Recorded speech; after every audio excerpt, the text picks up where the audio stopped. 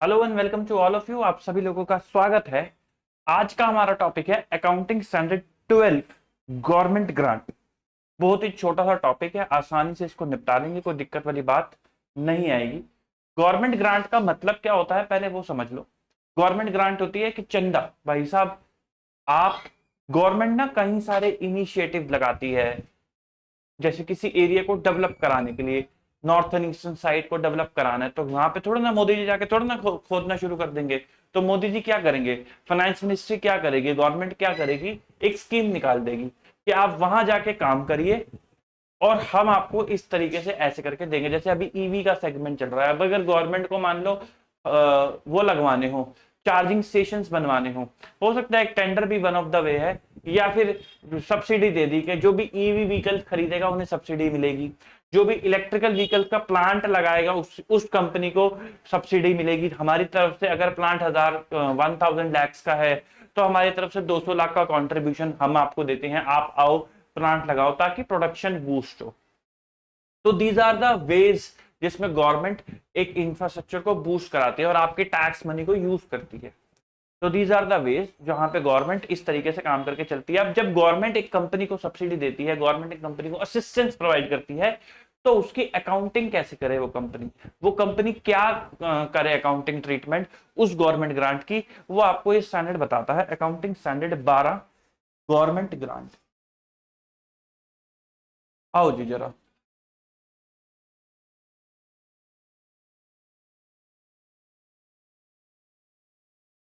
Accounting standard 12 government grant.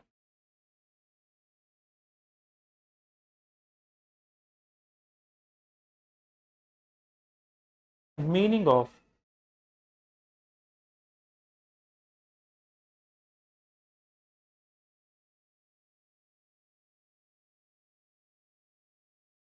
Government grant का मतलब क्या होता है भाई? गवर्नमेंट ग्रांट का मतलब होता है असिस्टेंस। वो मॉनेटरी भी हो सकती हैं और वो नॉन मॉनेटरी भी हो सकती है। Provided by the government.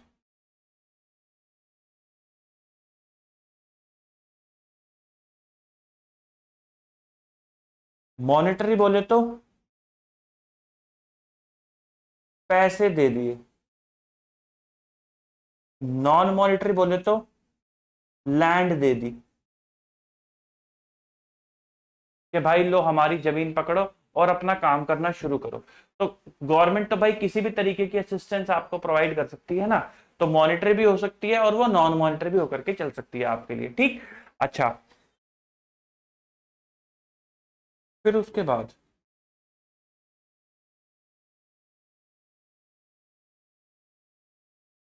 Accounting for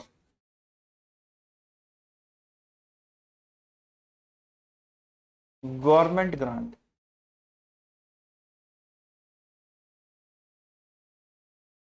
monetary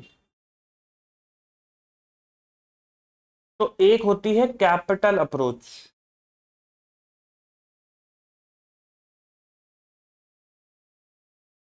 capital approach का मतलब क्या होता है?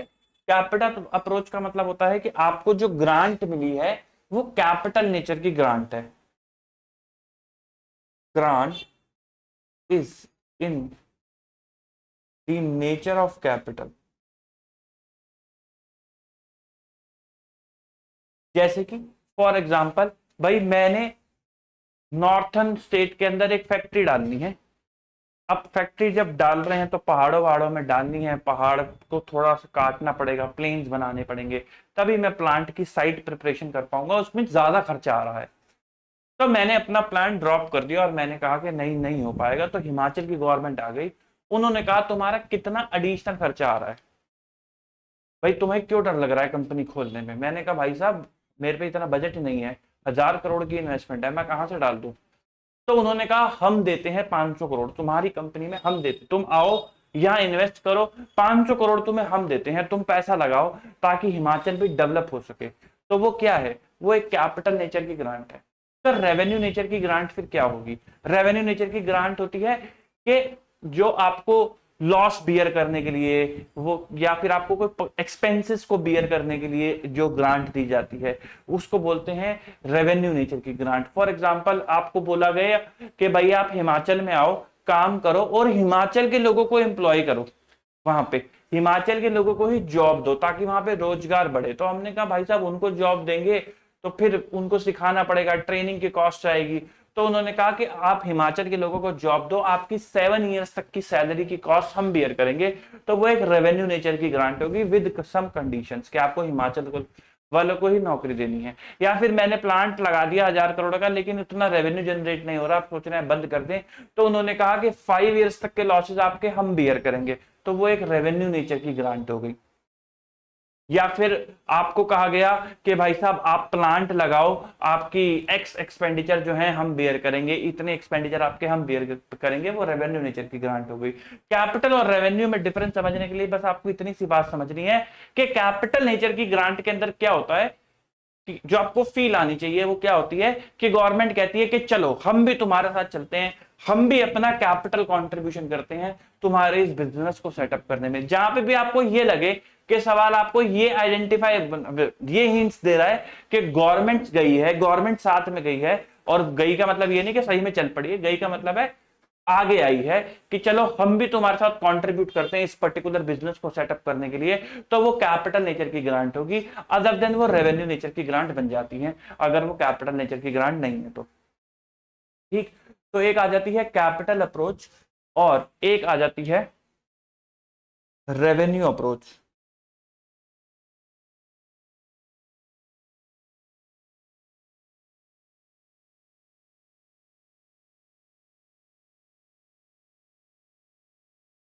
Grant is to meet expenses,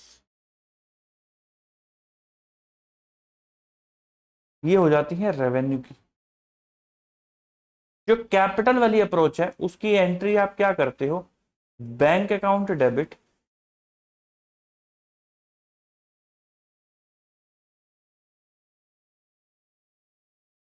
to capital reserve,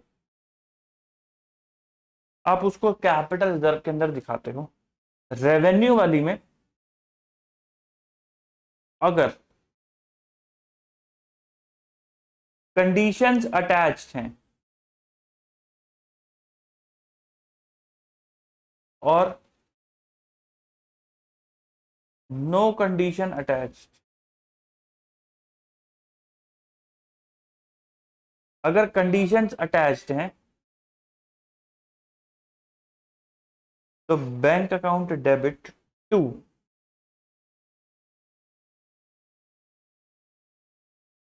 deferred grant, और अगर कोई भी कंडीशन अटैच नहीं है तो bank account debit to profit and loss account.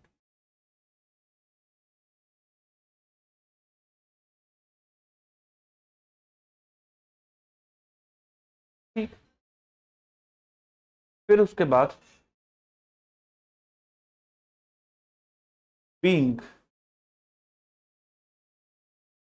Grant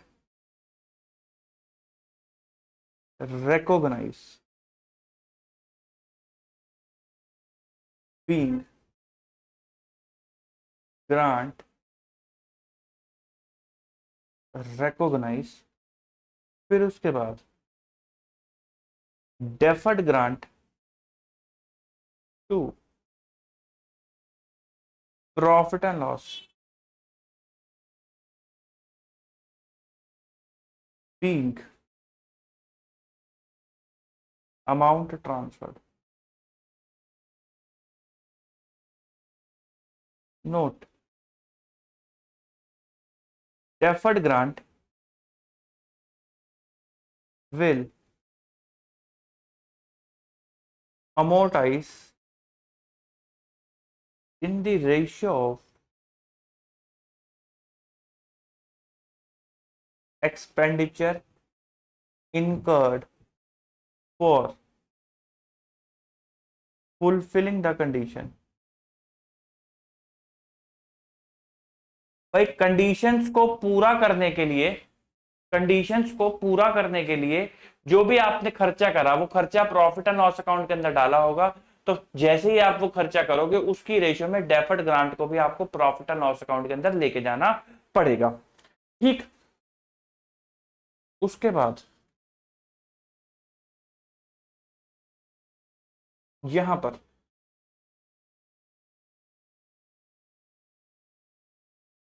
in profit and loss account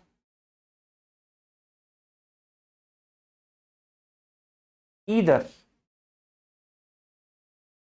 other income और respective expense head can be used. भाई या तो आप अदर इनकम को क्रेडिट कर देना या फिर जो रिस्पेक्टिव खर्चा कर रहे हो उसको क्रेडिट कर देना। जैसे उन्होंने आपको बोला कि भाई साहब सैलरी का कॉस्ट हम बियर करेंगे, तो एम्प्लॉय बेनिफिट को क्रेडिट कर लेना। भाई फॉर एग्जांपल एग्जांपल ले लो, चलो example A limited setup factory in Himachal, government of UK provide grant related to salary of Himachal people employed। तो जो भी आप हिमाचल के लोगों को एम्प्लॉय करोगे उनकी सैलरी गवर्नमेंट बियर करेगी। ठीक, following are the cost of salary others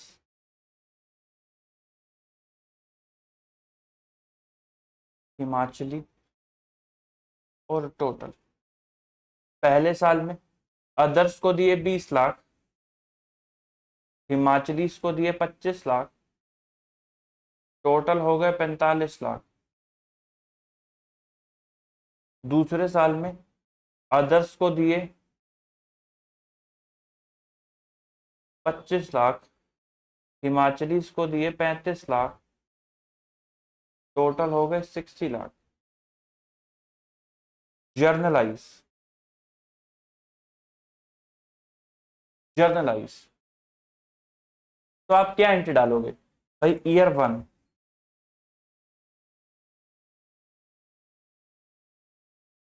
अच्छा, सबसे पहले जो ये ग्रांट है ये कैपिटल नेचर की है या रेवेन्यू नेचर की है? भाई आपको लिए ये रेवेन्यू नेचर की, क्योंकि गवर्नमेंट ने थोड़ा ना कहा है कि हम आपके साथ सेटअप करके करते हैं और आपको पैसा लगाते हैं। नहीं, उन्होंने कहा है हम आपकी इस वाले एक्सपेंडिचर को बियर करके चलेंगे, उसका पैसा हम देके चलेंगे for an number of year. ठीक है। नंबर 2, क्या इसके साथ कोई कंडीशन अटैच है? हाँ जी, वो सिर्फ हिमाचली जो लोग हैं उनको एम्प्लॉय करने के ही पैसे देंगे, अदर्स वाले पैसे नहीं देंगे। फॉर एग्जाम्पल अगर आपने हिमाचली लोगों को एम्प्लॉय नहीं करा तो you will not get any grant. तो दिस इज अ कंडीशन, तो ये कंडीशनल ग्रांट हो गई। तो ये जब भी आपको मिलेगी ये डेफर्ड में चला जाएगा। तो मान लो आपने ईयर 1 में उनको बोला कि हमें ऐसा लगता है कि 2 सालों के अंदर हम जो है 60 लाख रुपीज, 3 तो 5 6, हाँ 60 लाख रुपीज जो है वो करके चलेंगे। तो गवर्नमेंट ने आपके खाते में 60 लाख रुपए डाल दिए। अभी बात सिर्फ 2 सालों की ही गवर्नमेंट ने करी है, तो आप क्या एंट्री करोगे? आप कहोगे bank account debit to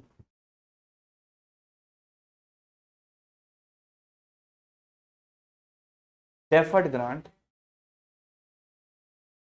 60 lakh rupees,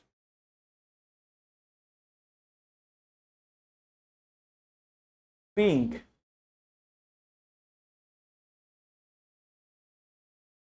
grant receipt. फिर उसके बाद ईयर 1 में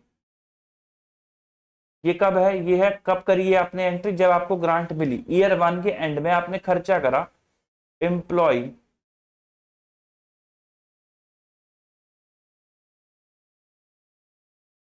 बेनिफिट एक्सपेंस अकाउंट डेबिट कितने रुपए का? 45 लाख का।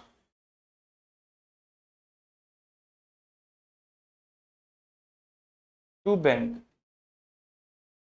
45 लाख बीइंग सैलरी पेड। आपने सैलरी पे कर दी, ठीक। अब आप ग्रांट को रिकॉग्नाइज करोगे, आप एंट्री क्या डालोगे? तो आप कहोगे deferred grant, account debit 25 lakh rupees to. या तो आपके पास ऑप्शन है कि आप अदर इनकम डाल दो, और ये अदर इनकम कहां चला जाएगा? प्रॉफिट एंड लॉस अकाउंट में 25 लाख रुपीज। या फिर और आपके पास ऑप्शन क्या है? आप कर दो टू एम्प्लॉय बेनिफिट, ये भी कहा जाएगा प्रॉफिट एंड लॉस अकाउंट में 25 लाख। दोनों ही प्रेजेंटेशंस अलाउड है। Statement of profit and loss account कैसे बनेगा? अगर आप अदर इनकम में डालते हो तो वो कुछ ऐसा दिखेगा, revenue from operation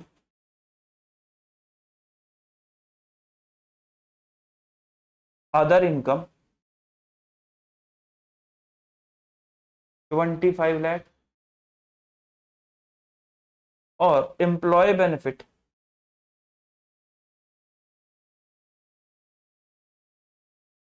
expense 45 lakh. और यदि आप वहां डालते हो, एम्प्लॉय बेनिफिट के अंदर डालते हो, तो statement and profit and loss account कुछ ऐसा दिखेगा, revenue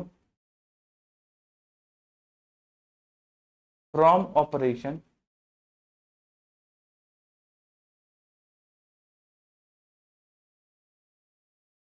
other income employ benefit expense.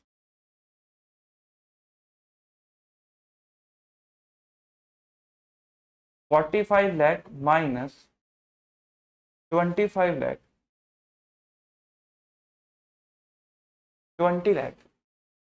तो this is just a presentational difference कि भाई आप या तो वहां डालना चाहो या वहां डालना चाहो। मुद्दे की बात इतनी सी है कि दो ही तरीके से ग्रांट की अकाउंटिंग होती है। पहली है कैपिटल अप्रोच, दूसरी है रेवेन्यू अप्रोच। कैपिटल अप्रोच क्या कहती है कि अगर आपको कोई ग्रांट ऐसी मिली है जो कैपिटल नेचर की है, ऐसा बहुत बार होता है।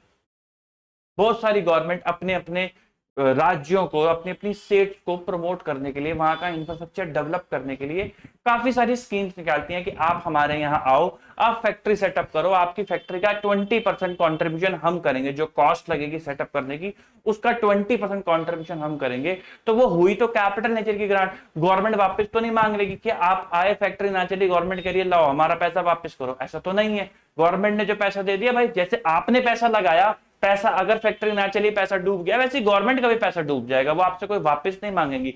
और भगवान के लिए इसे रट्टा मत मान देना कि अगर गवर्नमेंट ने वापस नहीं मांगे तो कैपिटल है, otherwise revenue. Don't do like this, you should not have to study like this, ठीक है।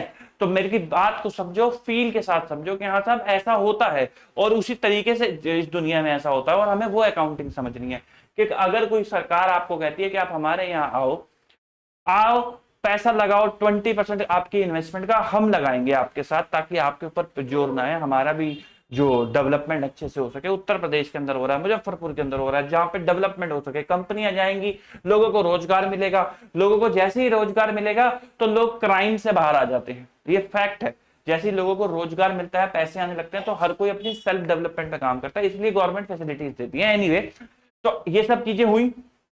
तो गवर्नमेंट इसका मतलब क्या कह रही है? गवर्नमेंट ऐसे एक्ट कर रही है कि जैसे वो भी आपके साथ आपकी कैपिटल में कंट्रीब्यूट कर रही है, तो उसे क्या बोलते हैं? कैपिटल नेचर की ग्रांट। और वो कहां जाता है? कैपिटल रिजर्व के अंदर जाता है, क्योंकि आप गवर्नमेंट को बदले में शेयर कैपिटल तो नहीं दे रहे, तो आप शेयर कैपिटल थोड़ा ना दिखाने लग जाओगे। तो इसलिए कहां लेके जाते हैं? कैपिटल रिजर्व में। प्रॉफिट एंड लॉस अकाउंट में लेके नहीं जा सकते, क्योंकि ये आपका कोई गेन नहीं है, ये धंधे से कमाया हुआ प्रॉफिट नहीं है। That's why not profit and loss account. Capital नहीं दिखा सकते क्योंकि शेयर्स नहीं इश्यू कर रहे। अगर गवर्नमेंट को शेयर इशू कर दिए तो फिर गारंटी नहीं है। अगर गवर्नमेंट को शेयर इशू कर दिया तो फिर गारंटी नहीं है, फिर तो गवर्नमेंट ने शेयर लिए हैं, ग्रांट थोड़ा ना दी है, ठीक। तो फिर वो ग्रांट नहीं है। तो इसलिए वो कहां जाती है, कैपिटल रिजर्व के अंदर जाती है। अभी प्रमोटर कॉन्ट्रीब्यूशन से क्वेश्चंस करेंगे, उससे क्लैरिटी और मिल जाएगी। बट मैंने आपको काफी सारे एग्जांपल दिए, 20% वाला दिया, दूसरा एक फिक्स अमाउंट वाला भी दिया कि गवर्नमेंट कह रही है कि आप आओ, हम आपके साथ आके, फॉर एग्जाम्पल एक वॉशिंग का प्लांट लग रहा है, अब वॉशिंग का प्लांट जब लग रहा है तो खाली ये नहीं वॉशिंग मशीन लग जाएगी प्लांट लग गया, प्लांट बहुत बड़ा होता है, उसके अंदर बहुत सारी चीजें होती हैं, वॉशिंग की, अलग अलग चीजों की, धागा काटने की, चीजों को अलग करने की, कलर अलग करने की, एन नंबर ऑफ थिंग्स होती हैं। अब वो प्लांट लग रहा है, उस प्लांट लगने में कॉस्ट आ रही है 1 करोड़ की, जिसमें से 2 करोड़ का कॉन्ट्रीब्यूशन गवर्नमेंट भी कर रही है, तो वो क्या है, वो प्रमोटर कॉन्ट्रीब्यूशन की ग्रांट है। दूसरी होती है रेवेन्यू नेचर की ग्रांट। रेवेन्यू नेचर की ग्रांट कौन सी होती है, वो ग्रांट्स जो एक्सपेंसेस को मीटअप करने के लिए दी जाती है। सर वो भी तो एक्सपेंस को मीटअप करने के लिए दी जा रही थी, हाँ वो भी एक्सपेंस को मीटअप करने के लिए दी जा रही थी, बट वो रेवेन्यू नेचर के खर्चों को, उसके अंदर वो वाली फील मिसिंग होती है कि आप आओ लगाओ पैसा, हम भी आपके साथ कंट्रीब्यूशन करेंगे एज ए कैपिटल। उसके अंदर वो चीज नहीं होती, आप आते हो, अब आप फॉर एग्जांपल आप मुजफ्फरपुर में गए, आपने पैसा लगाया, आपने वहां फैक्ट्री सेटअप करी और वहां के लोगों को एम्प्लॉयमेंट दी, जैसे हमने एग्जांपल में देखा, तो वो रेवेन्यू नेचर की ग्रांट है। रेवेन्यू नेचर की ग्रांट दो तरीके से क्लासिफाई होती है, कंडीशनल और unconditional. Conditional grant deferred income में जाती है। क्यों डेफर्ड इनकम में जाती है, क्योंकि उस ग्रांट को पूरा करने के लिए आपको कंडीशंस को पूरा करना है, उन कंडीशंस को पूरा करने के लिए कोई कॉस्ट आएगी, तो जब वो कॉस्ट आपके प्रॉफिट एंड लॉस अकाउंट के अंदर आएगी, तभी इनकम भी प्रॉफिट एंड लॉस अकाउंट के अंदर आनी चाहिए, बिकॉज ऑफ मैचिंग कॉन्सेप्ट जो आपने 11th क्लास के अंदर पढ़ा था। तो जब ये कॉस्ट आएगी तभी इनकम भी आनी चाहिए, तभी, इसलिए उसको कहां डाल देते हैं हम, डेफर्ड इनकम के अंदर डाल देते हैं, और जब आप वो कॉस्ट बियर करते हो तो इनकम को भी ट्रांसफर कर देते हैं। इनकम को ट्रांसफर करने की दो प्रेजेंटेशन है, नंबर 1 अदर इनकम, नंबर 2 आप अपने रिस्पेक्टिव एक्सपेंस से माइनस कर सकते हो, जैसे हमने यहाँ पे माइनस कर रखा है। दोनों ही प्रेजेंटेशन अलाउड है। अगर वो अनकंडीशनल ग्रांट है, अनकंडीशनल ग्रांट का सर एग्जांपल दे दो तो थोड़ा मजा आ जाए। अनकंडीशनल ग्रांट का एग्जांपल ये है कि अगर मान लो जैसे मेरा प्लांट चल रहा है, मेरा वॉशिंग का प्लांट चल रहा है, और मेरे वॉशिंग के प्लांट के अंदर जो है खर्चे हो रहे हैं, गवर्नमेंट आई, गवर्नमेंट ने मेरे को बोला कि हम आपसे बड़े प्रसन्न हैं जी, आप काम कर रहे हो, बहुत बढ़िया से काम कर रहे हो। मैं कहा बढ़िया कर रहे हैं, हमारे लोगों को रोजगार भी देते हो। मैं कहा बढ़िया दे रहे हैं, कोई दिक्कत वाली बात नहीं है। तो हम अपने उसके लिए आपको ग्रांट देना चाहते हैं, 5 लाख रुपए की हम आपको ग्रांट देते हैं, क्योंकि आप हमारे लिए बहुत अच्छा काम कर रहे हो। तो ये क्या हो गई, ये एक रेवेन्यू नेचर की ग्रांट होगी, और वो भी अनकंडीशनल ग्रांट हो गई। ठीक है, तो this is called revenue nature grant and unconditional grant. तो उसको आप क्या करोगे, आप सीधा अपने प्रॉफिट एंड लॉस अकाउंट के अंदर डाल दोगे कि भैया इतने की हमें ग्रांट मिली है। फिर एक पॉइंट जो आपके टॉपिक के अंदर आता है वो बड़ा ही इंपॉर्टेंट, वो है grant related to fix asset. सबसे ज्यादा यही पूछा जाता है, सबसे ज्यादा आप लोगों से यही पूछा जाता है, grant related to fix assets. अब जो भी नंबर होगा वो डाल लेंगे। Grant related to fixed assets.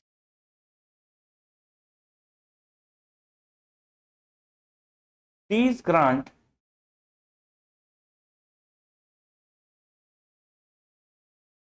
are the money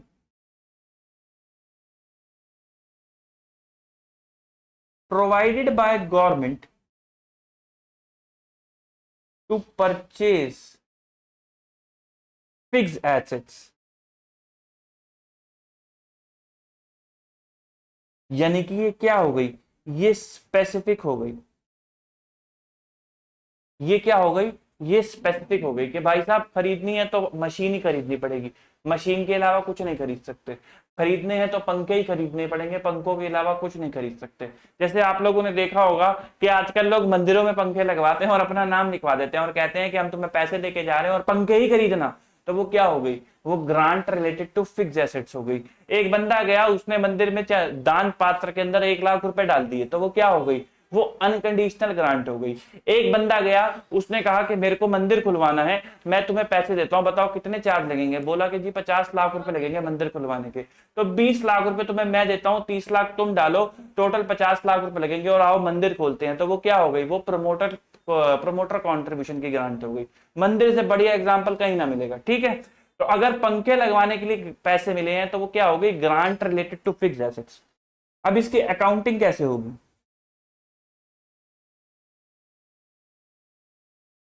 accounting के लिए दो मेथड हैं। एक होता है ग्रॉस मेथड और एक होता है नेट मेथड। इसको कई लोग डेफर्ड ऐसे भी बोल देते हैं कि डेफर्ड इनकम मेथड और reduction from cost of asset method. On receipt of grant, जब आप ग्रांट रिसीव करते हो तो आप क्या एंट्री डालते हो? आप एंट्री डालते हो bank account debit to deferred income, और यहां पे नेट में क्या डालते हो? Bank account debit to cost of asset being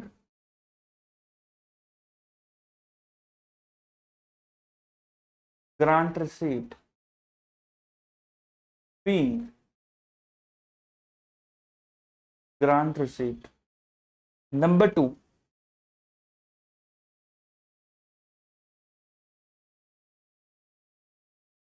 on depreciation charge, या ऐसे कर लो, एट ईयर एंड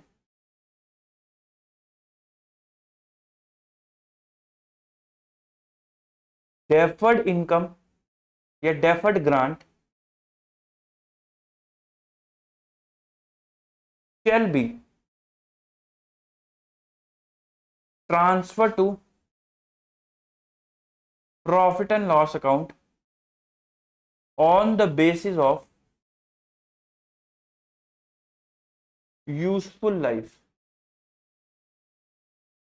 तो यूजफुल लाइफ के बेसिस पे आप डेफर्ड ग्रांट को ट्रांसफर करते हो प्रॉफिट एंड लॉस अकाउंट के अंदर। उसकी एंट्री क्या डालते हो? आप एंट्री डालते हो deferred grant account debit to, वही या तो अदर इनकम या फिर डेप्रिसिएशन। ठीक, ऐसा यहां पर कुछ नहीं होता क्योंकि आपने ग्रांट को कॉस्ट ऑफ एसेट से कम कर दिया।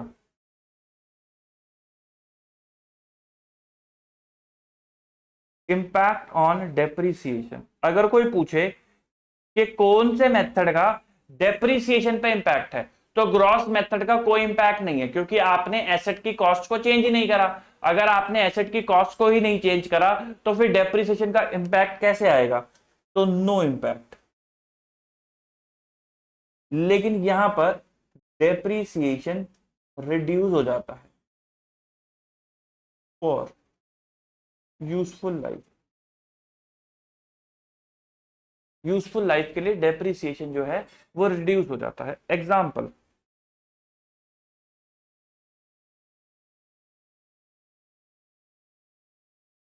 ए limited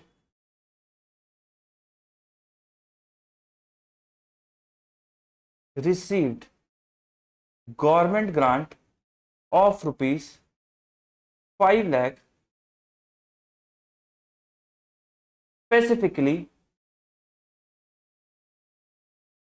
to purchase a machine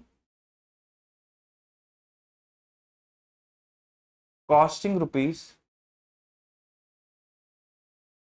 25 lakhs. Useful life of machine is 10 years.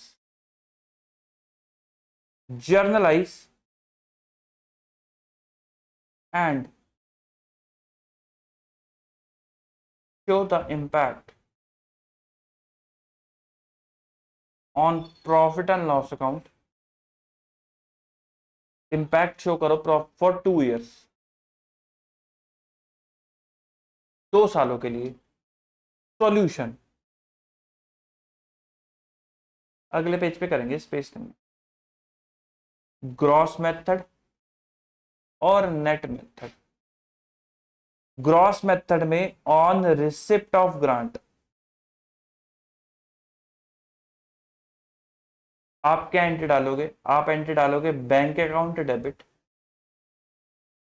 To deferred grant 5 lakh 5 lakh, और यहां डालोगे bank account debit to asset 5 lakh 5 lakh purchase of asset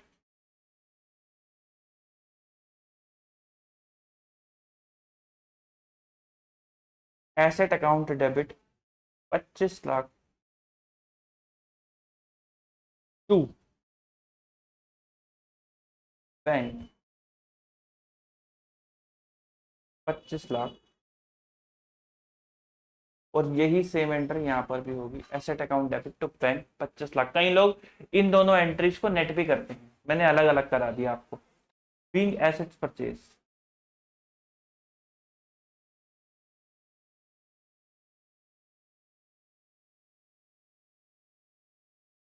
being assets purchase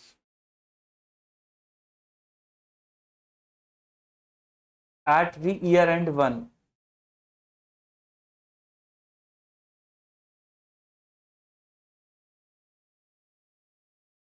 depreciation to assets.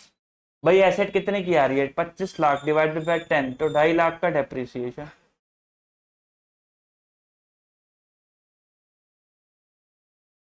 Depreciation debit to asset. Asset कितने की आ रही है?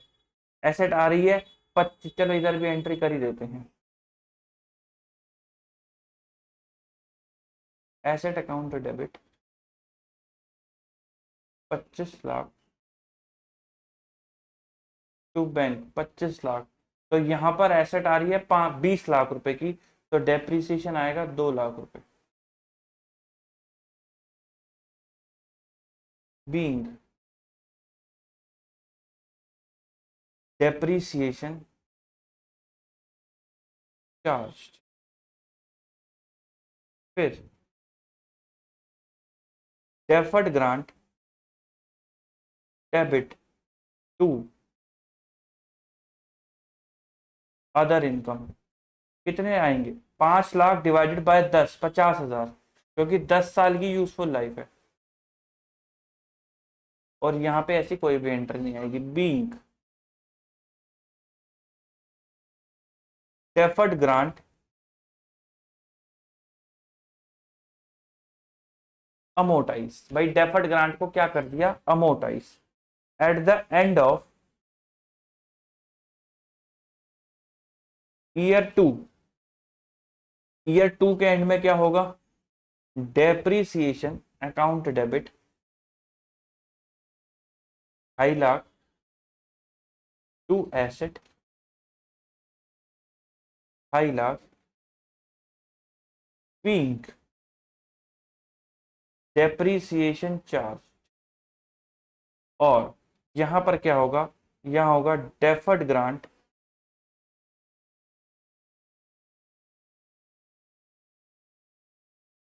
To other income 50,000।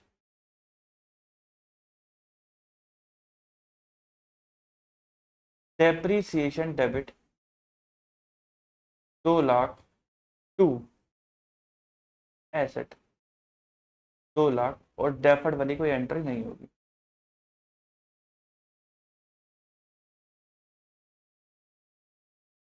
Statement of profit and loss.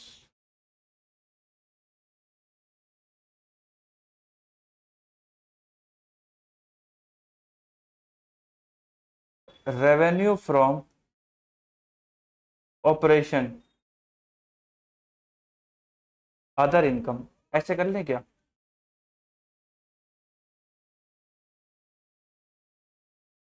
Year 1 और year 2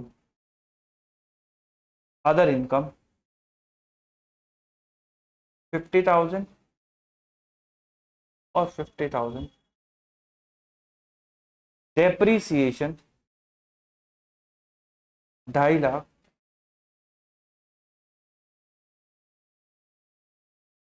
और 2.5 लाख और यहां पर statement of profit and loss account, year 1, year 2, revenue from operation, other income,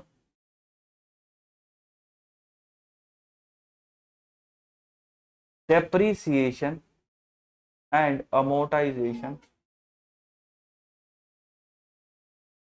2 lakh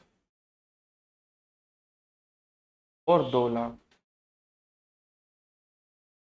this is how you gonna present in case of जब आप grant related to fix assets करते हो। Grant related to fix assets का मतलब क्या हुआ sir, आपको grant दी कि दे लो पैसे, मंदिर में पंखे लगवाना, और पंखे ही लगवाने, कूलर नहीं लगवाना, एसी नहीं लगवाना, कुछ नहीं लगवाना, पंखे ही लगवाने हैं।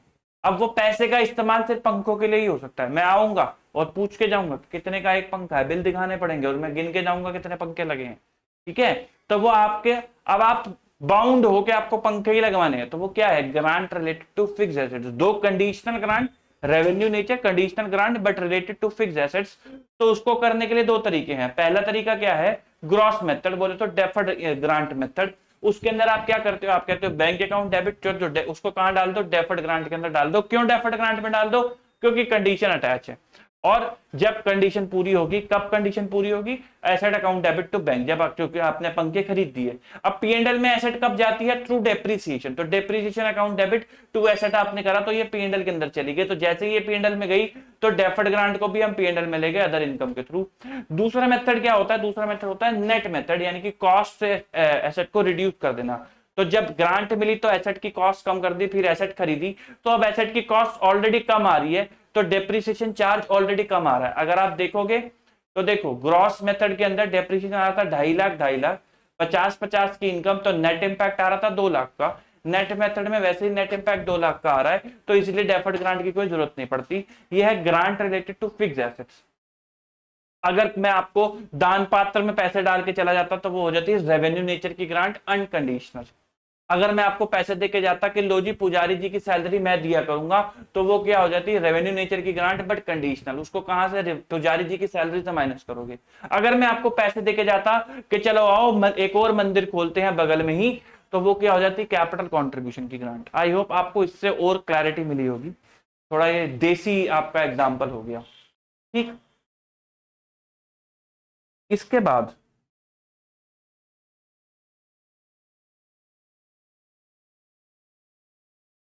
Non monetary grant.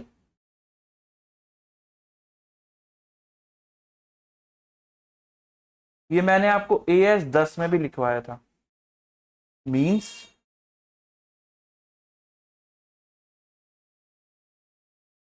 grant received in kind, for example land received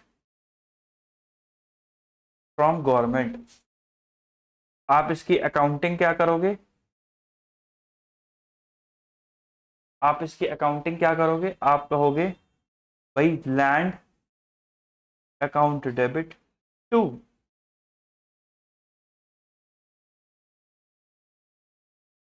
capital reserve ₹1 से। आप इसको किस पे दिखाते हो, नॉमिनल वैल्यू पे।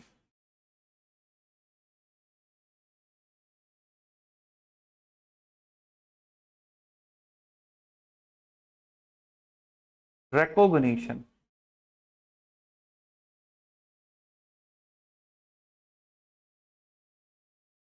ग्रांट, ऐसे एसेट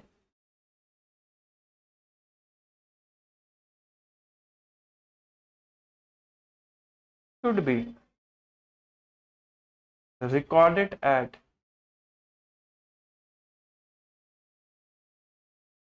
its nominal value। उसकी नॉमिनल वैल्यू के ऊपर वो रिकॉग्नाइज होकर के चलेगा जो एसेट होगा, ठीक है। नॉमिनल वैल्यू का मतलब है बहुत ही कम, जैसे ₹100 या ₹1। सर थोड़ा लॉजिक बताओ। अब ऐसे समझो कि भाई 100 रुपये 100 एक लैंड आ गया, 100 करोड़ का लैंड है। अब वो मेरे नाम पे है, मुझे मंदिर बनवाना है। अब वो मेरे नाम पे लैंड है, मतलब मेरे नाम पे मतलब मेरी कंपनी के नाम पे वो लैंड है। अब मैंने पैसे तो दिए नहीं। हाँ, अगर मैंने मान लो लाख 1 रुपया दिया होता तो मैं यहाँ पे 1 लाख रुपया दिखा देता कि भाई 1 लाख रुपए में, और यहाँ पे टू बैंक आ जाता ऑब्वियसली। अब मैंने पैसे तो दिए नहीं, तो अब मैं तो फिर लैंड को ना दिखाऊं अपनी किताबों में, मैं नहीं दिखाता तो ऑडिटर कह रहा है, ऑडिटर क्या कह रहा है, वो कह रहा है भाई तुम्हारे पास लैंड है और तुम दिखाई नहीं रहे अपनी बैलेंस शीट के अंदर, मैं साइन ही नहीं करूंगा। तो मैंने कहा बताओ कितने का दिखाऊं, 100 करोड़ का दिखा देता हूं, मेरे को क्या दिक्कत है। वो कह रहे 100 करोड़ का कैसे दिखा देंगे, हमने कहा फेयर वैल्यू यही है। तो कहते नहीं, आप उस वैल्यू पे दिखाओ जिससे किसी को कोई फर्क ही ना पड़े। तो हमने कहा 1 रुपए पे दिखाते हैं, 1 रुपए से किसी के डिसीजन को कोई फर्क नहीं पड़ेगा, ठीक है। तो 1 रुपए पे दिखाया, दोनों काम हो गए, दिखा भी दिया, लैंड किताबों में भी आ गया, और इतने इमटेरियल अमाउंट पे दिखाया कि किसी को कोई फर्क ना पड़े, और नोट डाल दिया कि हमें सरकार ने ग्रांट पे लैंड दिया है, ठीक। फिर उसके बाद एक पॉइंट आता है refund of grant.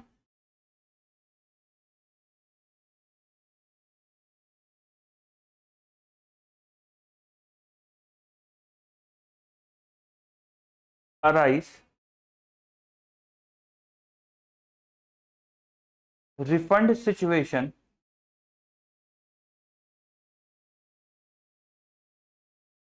arise when entity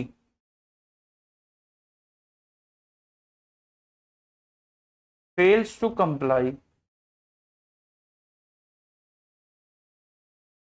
with conditions of the grant।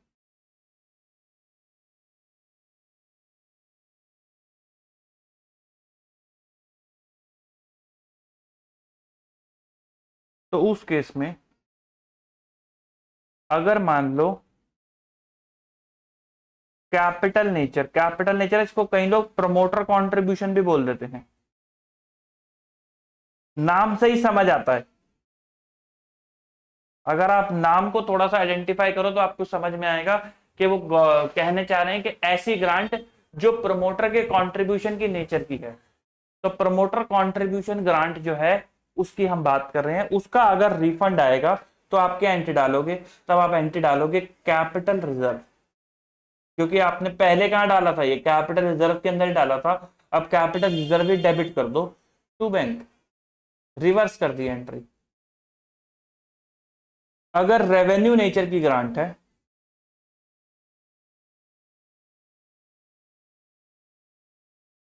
उसको रिफंड करना पड़ गया, अनकंडीशनल थी। हालांकि अनकंडीशनल को रिवर आपको वो नहीं करना पड़ता रिफंड, लेकिन स्टिल अब कर रहे हैं तो कंप्लीटनेस के साथ करेंगे। अनकंडीशनल थी, तो आप क्या एंट्री करोगे, आप एंट्री करोगे profit and loss debit to bank.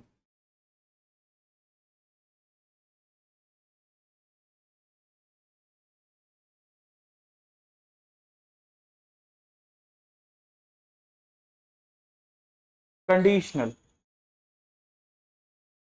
Conditional के केस में आपने आपने आपने कहां गया डेफर्ड ग्रांट के अंदर डाल रखा होगा, और आप डेफर्ड ग्रांट को अमोटाइज कर रहे होगे।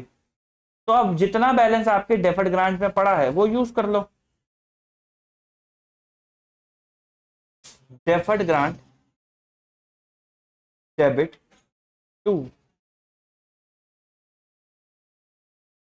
टू बैंक, और यहां पे क्या आ जाएगा, यहां पे आ जाएगा profit and loss.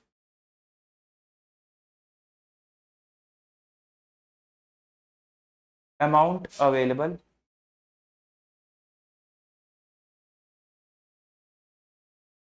Balancing figure amount refunded. Revenue nature के बाद रिलेटेड टू एसेट्स। अब एसेट से रिलेटेड में या तो आपने एंट्री डाली होगी कौन सी, ग्रॉस मेथड वाली, या फिर आपने एंट्री डाली होगी नेट मेथड वाली। थोड़ा सा स्पेस बना लेते हैं।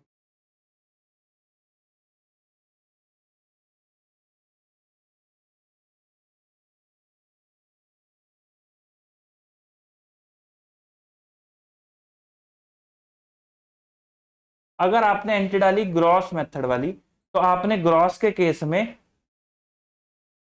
डेफर्ड ग्रांट खड़ा कर रखा होगा ना, ये डेफर्ड इनकम नहीं है, डेफर्ड ग्रांट है, सॉरी,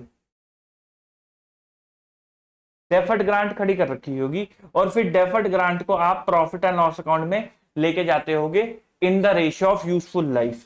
तो अब जितना बैलेंस आपके पास डेफर्ड ग्रांट के अंदर है, आप उतना यूज करोगे। Deferred grant, debit, profit and loss account, debit to bank. Deferred grant में आएगा अमाउंट अवेलेबल, इसमें आएगा बैलेंसिंग फिगर, और इसमें आएगा अमाउंट रिफंडेड, और नेट में आएगा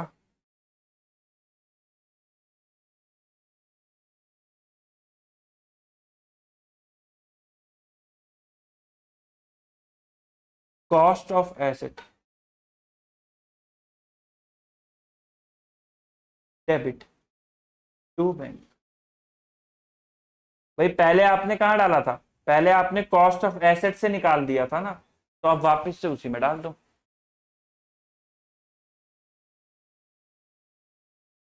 अच्छा, note, depreciation will change in net method for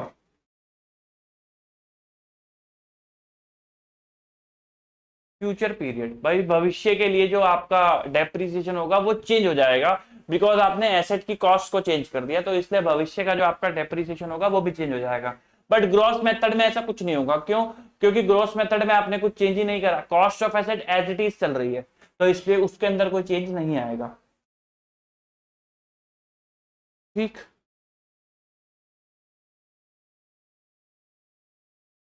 example, A limited received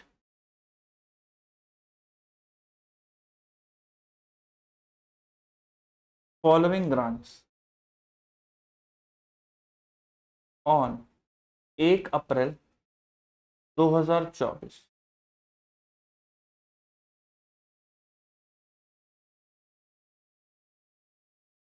promoter contribution ₹5 lakh,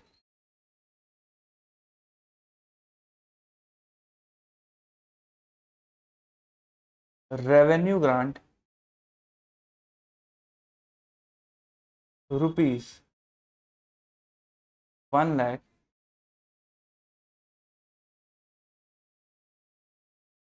grant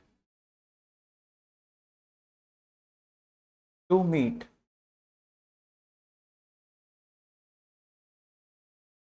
specific production expense ₹1.5 lakh.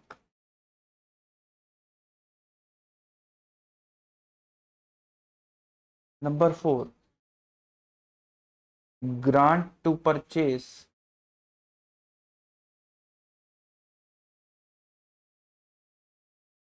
asset ₹5 lakh. asset cost is ₹15 lakh. life is 10 years।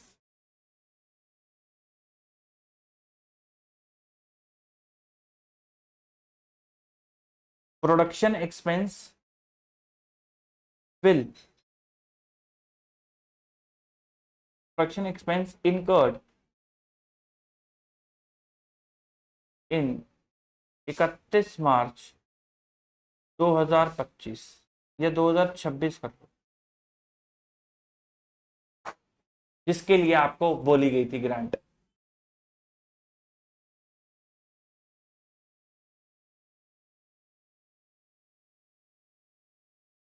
On 31 March 2026 due to non fulfilment of certain condition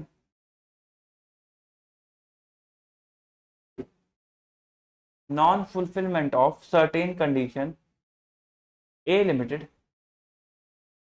have to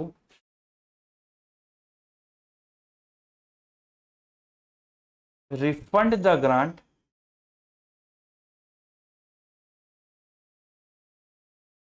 related to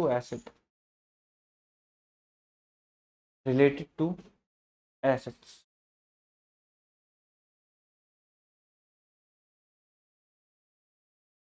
generalized.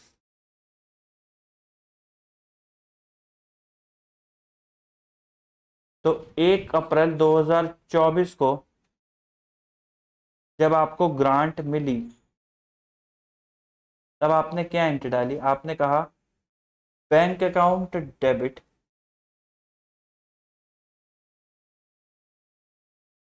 To capital reserve to other income to deferred grant. कितना हो गया? 5 और एक 6 लाख और 6 और एक 7, 7.5 लाख और 7.5 लाख और 5 लाख, 12.5 लाख, 12,50,000। कैपिटल रिजर्व में जाएंगे 5 लाख, अदर इनकम में जाएंगे 1 लाख और 1.5 लाख और 5 लाख, 6.5 लाख जाएंगे डेफर्ड ग्रांट। 6.5 लाख जाएंगे डेफर्ड ग्रांट। ठीक है। बीइंग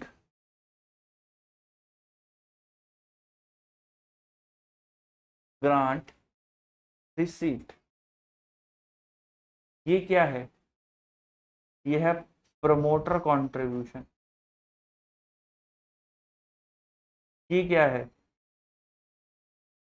ये है रेवेन्यू ग्रांट। और ये क्या है? ये प्रोडक्शन स्पेसिफिक 1.5 लाख और एसेट वाली।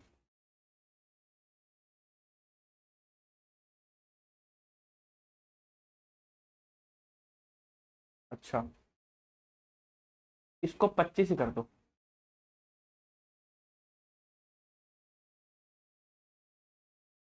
31 मार्च 2025 को, अच्छा 1 अप्रैल को आपने एसेट भी तो खरीदी है। Asset account debit 15 lakh to bank, 15 lakh being asset purchase. फिर आपने प्रोडक्शन एक्सपेंस इनकर कर दिया होगा मार्च के अंदर, उससे रिलेटेड ग्रांट भी अब आपको पी&एल में लेके जानी होगी। तो 31 मार्च को थोड़े पेजेस ऐड करेंगे, 31 मार्च को, फिर उसके बाद करेंगे entry.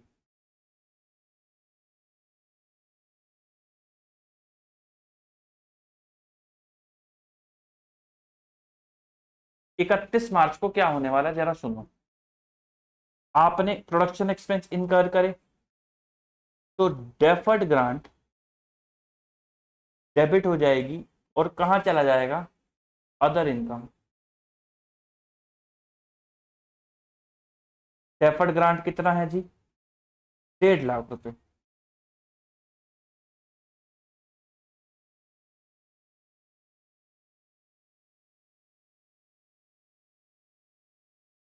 Being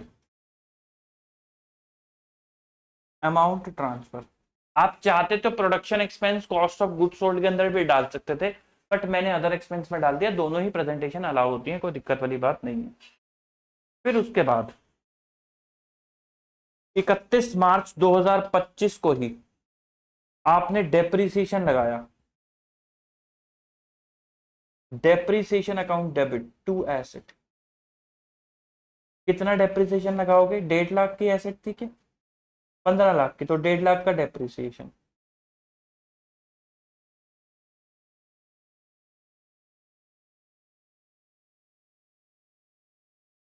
pink, depreciation charge. फिर उसके बाद डेफर्ड से निकाल के कहां ले जाओगे?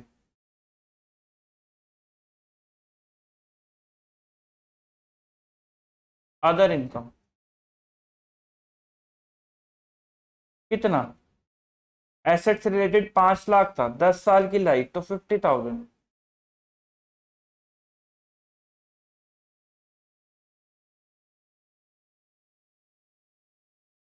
Pink, amount transfer. Pink, amount transfer. ठीक। अच्छा एक बात बताओ, अगर मैं यहां पर 25 की जगह 26 कर देता तो क्या क्या फर्क पड़ता? अगर यहाँ 26 होता तो फिर जो ये वाली एंट्री है ये मैं ना करता 26 के लिए, क्योंकि अभी तक आपने रिस्पेक्टिव प्रोडक्शन एक्सपेंस इनकर ही नहीं करा। जब तक वो इनकर ही नहीं करा तो उससे related grant profit and loss account में कैसे चली जाएगी? तो डेट इज वाई फिर ये वाली एंट्री ना होती। फिर ये कब होती? ये का होती 31 मार्च 2026 के अंदर। ठीक। तो क्या फिर सर इसका अमाउंट डेफर्ड ग्रांट में ही रहता? हाँ जी, इसका अमाउंट डेफर्ड ग्रांट में लायबिलिटी साइड में दिखता कि अभी हमें इतने का खर्चा करना है, ये हमारी जिम्मेदारी है। अच्छा, फिर उसके बाद 31 मार्च 2026 फिर से क्या हुआ? डेप्रीसिएशन डेबिट टू एसेट्स, कितना? 1.5 लाख।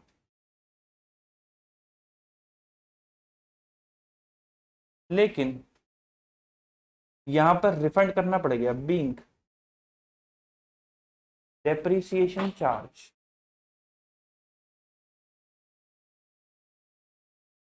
Being depreciation charge. अब जब आपको रिफंड करना पड़ गया तो मुझे बताओ आपके डेफर्ड ग्रांट में कितना बैलेंस आ रहा होगा? सर हमने डेफर्ड ग्रांट में बैलेंस डाला था 6.5 लाख, और अगर रिस्पेक्टिव बताऊं तो 5 लाख डाला था फॉर एसेट। उसमें से हमने 50,000 माइनस करवा दिया तो 4.5 लाख ही बचा हुआ है। तो आप करोगे डेफर्ड ग्रांट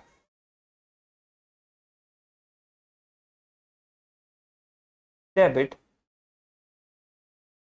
4.5 लाख। पेमेंट कितने की करेंगे? सर पेमेंट कितने की करेंगे? जितने की ग्रांट मिली थी। ग्रांट कितने की मिली थी? 5 लाख रुपए की। तो वापिस कर भी कितने की करोगे? 5 लाख रुपए की। तो टू बैंक 5 लाख रुपए, और डेबिट क्या कर दोगे? डेबिट कर दोगे profit and loss account, other expenses, refund of grant 50,000 से। रिफंड ऑफ ग्रांट 50,000 से। अगर आप चीजों को थोड़ा सा लॉजिकली देखना चाहो तो आप ऐसे समझो कि जो आपने क्रेडिट लिया था 50,000 का अपने प्रॉफिट एंड लॉस अकाउंट के अंदर, तो जब आपने ग्रांट की कंडीशन को तोड़ा तो इसका मतलब ये क्रेडिट आपको नहीं मिलना चाहिए था, वही हमने वापस करा है प्रॉफिट एंड लॉस अकाउंट को डेबिट करके। क्योंकि अगर आपने ग्रांट की कंडीशन को तोड़ दिया तो then you are not eligible for the grant. तो any credit you gave to the profit and loss account in any earlier period should be reverse back। तो ये हो रहा है reverse back. Profit and loss account debit का मतलब क्या है कि वो जो बेनिफिट्स थे वो क्या हो रहे हैं? रिवर्स बैक हो रहे हैं by debiting the profit and loss account by any amount you had credited earlier, right? तो this is called refund of grant. यहां पर आपके AS 12 के पास इतना ही कॉन्सेप्ट है। सबसे ज्यादा पूछा क्या जाता है? सबसे ज्यादा पूछा जाता है रिफंड ऑफ ग्रांट का कॉन्सेप्ट। ठीक है, सबसे ज्यादा पूछा जाता है रिफंड ऑफ ग्रांट का कॉन्सेप्ट। शुरू करेंगे questions but with a quick break. एक छोटा ब्रेक लेंगे, देन उसके बाद हम क्वेश्चंस की स्टार्टिंग करेंगे। तो मिलते हैं एक छोटे ब्रेक के बाद क्वेश्चंस के साथ। AS 12 के आज ही कंक्लूड कर देंगे सारे क्वेश्चन। ठीक, ओके चलो जी। तो ब्रेक के बाद सवालों की तरफ बढ़ते हैं। अकाउंटिंग स्टैंडर्ड 12 के गवर्नमेंट ग्रांट क्वेश्चंस के थ्रू अपने कॉन्सेप्ट्स को समझेंगे। ठीक है, आओ जी। क्वेश्चन नंबर 2, पहला सवाल। Question number 2, how would you treat the following in the accounts in accordance with accounting standard 12 government grant? 35 lakh आपको मिले from local authority for providing medical facility to the employ. आपने मेडिकल फैसिलिटी प्रोवाइड करी है employees को, उसके आपको पैसे मिले हैं। तो मेडिकल फैसिलिटी प्रोवाइड करना एक खर्चा है और उस खर्चे के आपको करने के पैसे मिले हैं और आपको मेडिकल फैसिलिटी ही देनी है। आप ऐसा नहीं बोल सकते कि हम तो गाड़ी खरीद के दे देंगे एम्प्लॉय को, या हम XYZ खर्चा कर देंगे एम्प्लॉय के लिए, लंच करा देंगे, डिनर करा देंगे। ना ना ना, जिस चीज के पैसे मिले हैं खर्चा वही करना पड़ेगा। और जब ये खर्चा आप करोगे तो ये कहाँ जाएगा, ये जाएगा एम्प्लॉय बेनिफिट के अंदर। अच्छा, अब ये रेवेन्यू नेचर की ग्रांट है और इसमें कंडीशन भी है, तो आप इसको डेफर्ड ग्रांट के अंदर डालोगे और फिर जब आप वो खर्चा करोगे रिस्पेक्टिव, तो आप उस डेफर्ड ग्रांट से उसको P&L में लेके जाओगे। अब जब आप P&L में लेके जाओगे तो आपके पास ऑप्शन है कि या तो आप उसको लेके जाओ अदर इनकम में या फिर उसको रिस्पेक्टिव एक्सपेंस से माइनस कर दो। 100 लाख आपको मिले हैं as central government for setting up a unit in the notified backward area, तो ये एक तरीके की कैपिटल रिजर्व की ग्रांट है, सॉरी कैपिटल नेचर की ग्रांट है। इसको कहां लेके जाओगे, कैपिटल रिजर्व के अंदर लेके जाओगे। 10 lakh grant receive from central government in installation of anti pollution equipment. आपने एंटी पॉल्यूशन इक्विपमेंट खरीदना है। ये क्या होती है, ये होती है एसेट, एसेट से रिलेटेड ग्रांट है। तो या तो ग्रॉस मेथड या फिर नेट मेथड, आपके पास दो ऑप्शन है लगाने के। ठीक, फिर उसके बाद क्वेश्चन नंबर 4, 120 लाख रिसीव हुए हैं subsidy from central government for setting up industrial undertaking in Medak और notified backward area.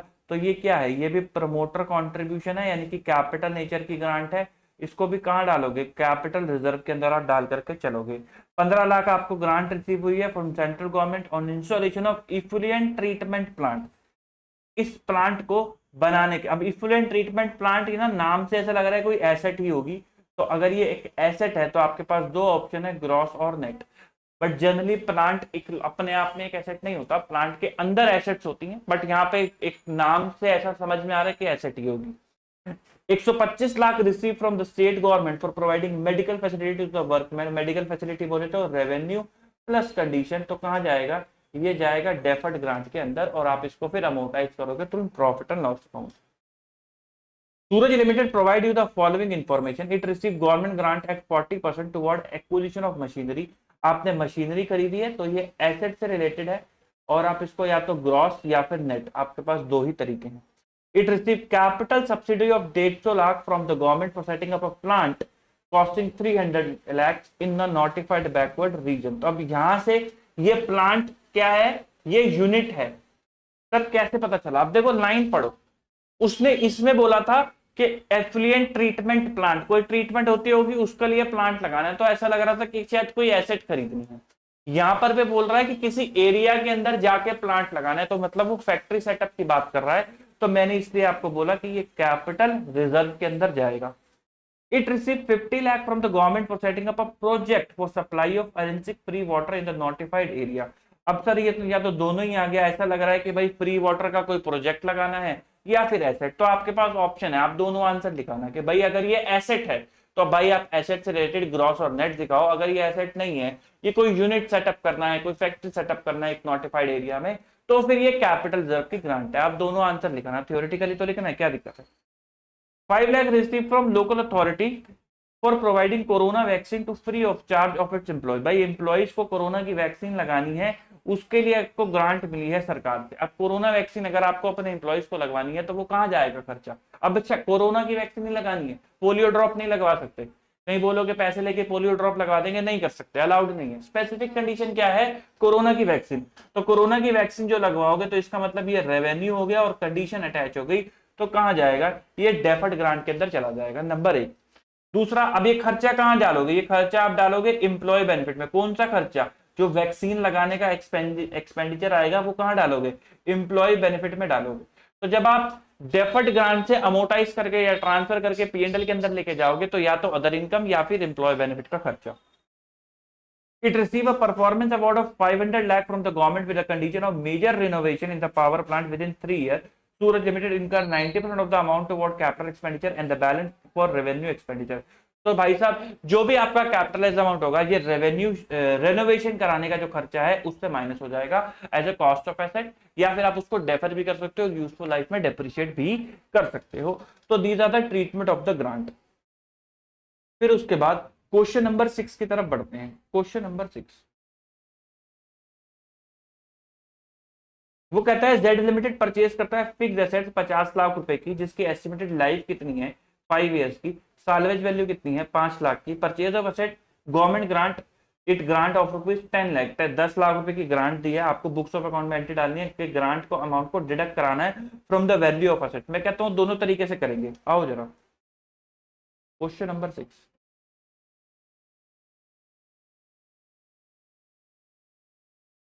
Gross method और नेट मेथड।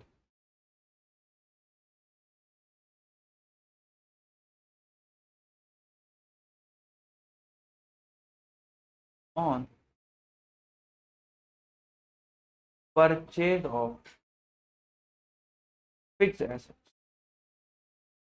आप परचेज के टाइम पे क्या एंट्री करोगे, आप कहोगे एसेट अकाउंट डेबिट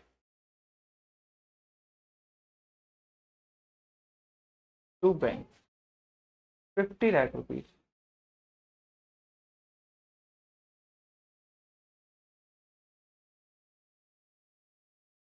और यहां पर भी asset account debit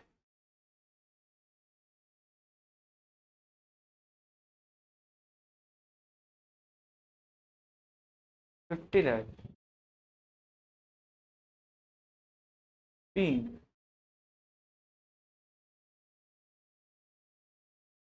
asset purchase, तीन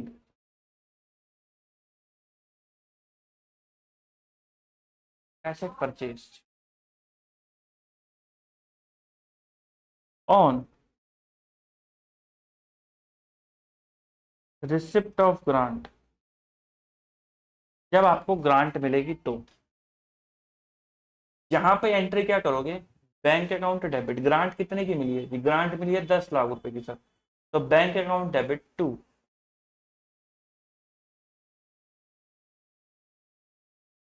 deferred grant 10 lakh, grant bank account debit to asset 10 lakh, being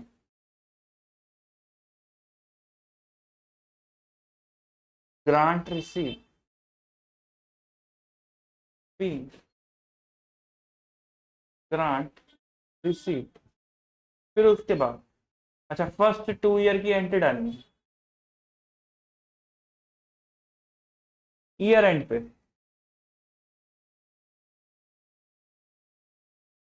depreciation की एंट्री डालो। भाई बताओ कितने सालों की लाइफ है, 10 ईयर्स, 5 ईयर्स की लाइफ है। Depreciation account debit 10 lakh to asset 10 lakh, depreciation account debit to asset. Salvage value भी थी क्या कोई, याद सा आ रहा। हाँ सालवेज वैल्यू 5 लाख की थी, तो डेप्रिसिएशन फिर अलग आएगा ना, फिर डेप्रिसिएशन आएगा 50 माइनस 5 डिवाइड बाई 10, 4.5 लाख।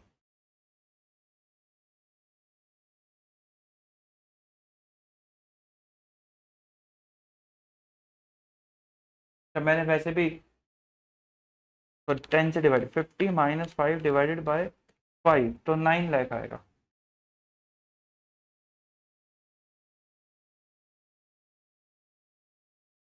अच्छा यहाँ पर एसेट कितने की आ रही है, यहाँ पे 50 माइनस ऑलरेडी 10 आपने कर दिए, तो 40 लाख की एसेट आ रही है। सालवेज वैल्यू कितनी है 5 लाख रुपए की, तो -5 डिवाइडेड बाय 5 करूंगा तो 7 लाख रुपीज का डेप्रिसिएशन आ जाएगा। पिंक डेप्रिसिएशन चार्ज, मैंने डेप्रिसिएशन कैसे निकाला, depreciation is equal to 50 lakh minus 5 lakh divided by 5, और यहाँ पर पिंक डेप्रिसिएशन चार्ज, और डेप्रिसिएशन कैसे निकाला, 50 lakh minus 10 lakh minus 5 lakh divided by 5, ठीक है, ठीक 7 लाख। फिर उसके बाद एक एंट्री और होगी, कौन सी एंट्री है, वो है sir deferred grant account debit to other income,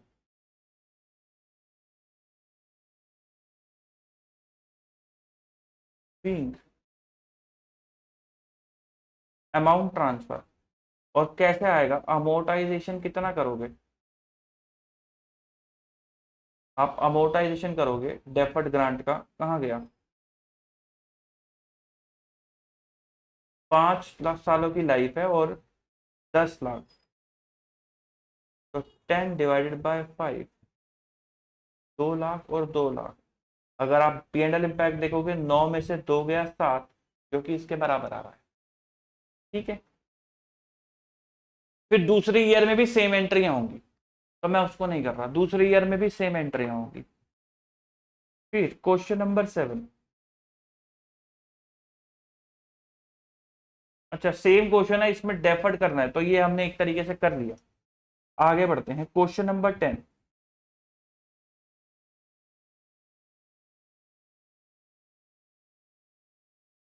question number 10, a fixed asset purchase for 20 lakhs, government grant received towards it 8 lakh, residual value 4 lakh and useful life is 4 year. Assume depreciation on straight line method.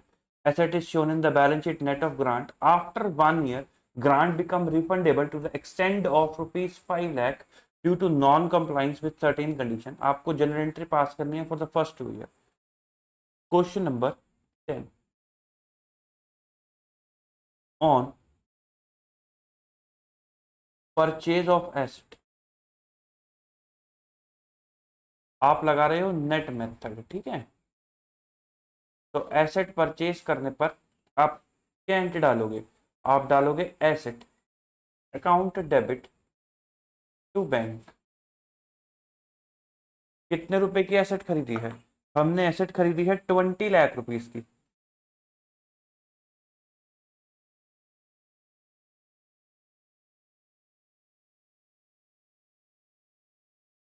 Being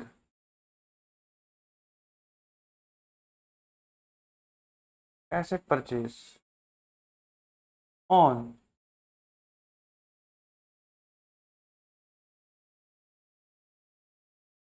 receipt of grant, on receipt of grant,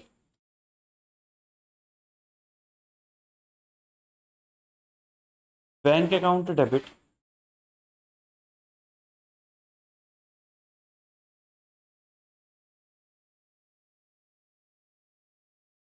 to deferred grant 8 lakh rupees.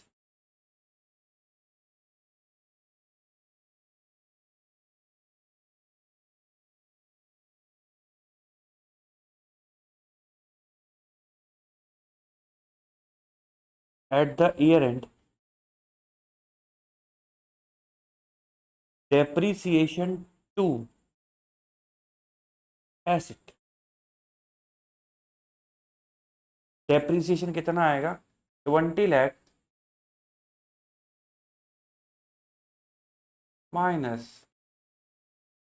8 lakh की grant minus residual value बताओ कितनी है, 4 lakh rupees,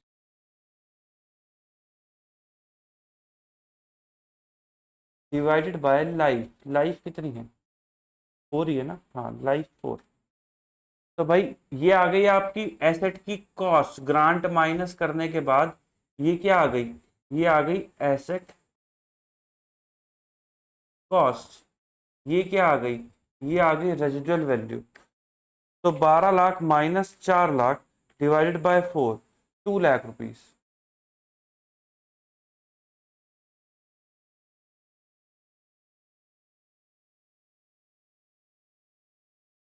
2 lakh rupees.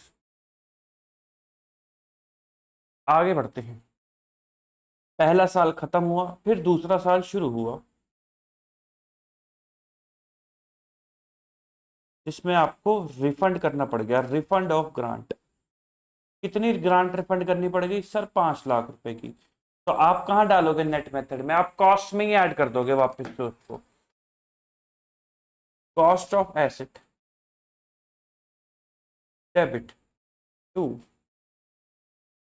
Bank 5 lakh rupees.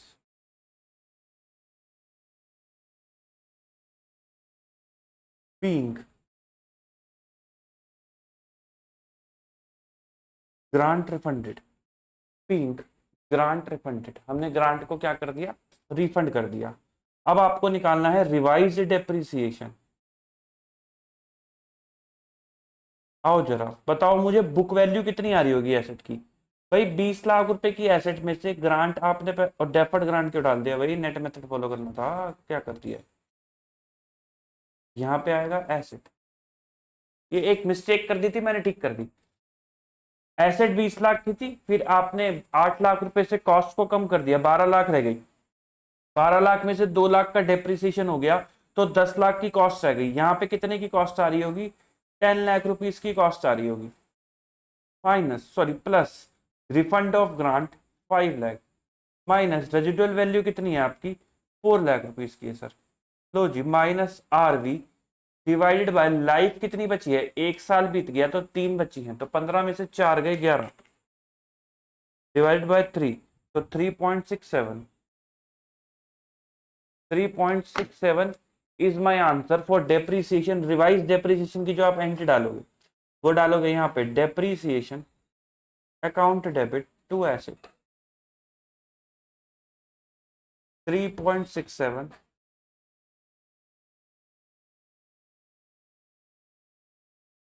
being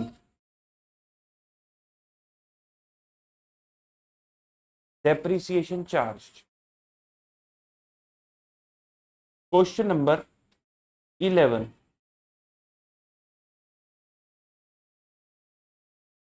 asset को purchase करा for 30 lakh, grant मिली 12 lakh, residual value कितनी है? 6 लाख, और लाइफ कितनी है? 4 ईयर्स। कंपनी ने चार्ज करा डेप्रिसिएशन एसएलएम बेसिस पे, एसेट को बैलेंस शीट में नेट ऑफ ग्रांट दिखाना है। After 1 year grant become refundable to the extent of 7.5 lakh. ये तो सेम क्वेश्चन है, तो होमवर्क में लिख लो, कोई दिक्कत नहीं आएगी। क्वेश्चन नंबर 12, 1 अप्रैल को एबीसी लिमिटेड को ग्रांट मिलती है 300 lakh for acquisition of machinery costing 1500 lakh. Grant को क्रेडिट कर दिया जाता है कॉस्ट ऑफ एसेट में। लाइफ है मशीन की 5 year. Machinery is depreciated at 20% on WDV. Company had to refund the grant in May 2004 due to non fulfilment. तो आपने अप्रैल 2001 में एसेट ली थी और 2004 की बात कर रहा है। आपको बताना how would you deal with the refund of the grant in the book assuming that company did not charge any depreciation for the year 2004। तो आओ जरा क्वेश्चन नंबर 12,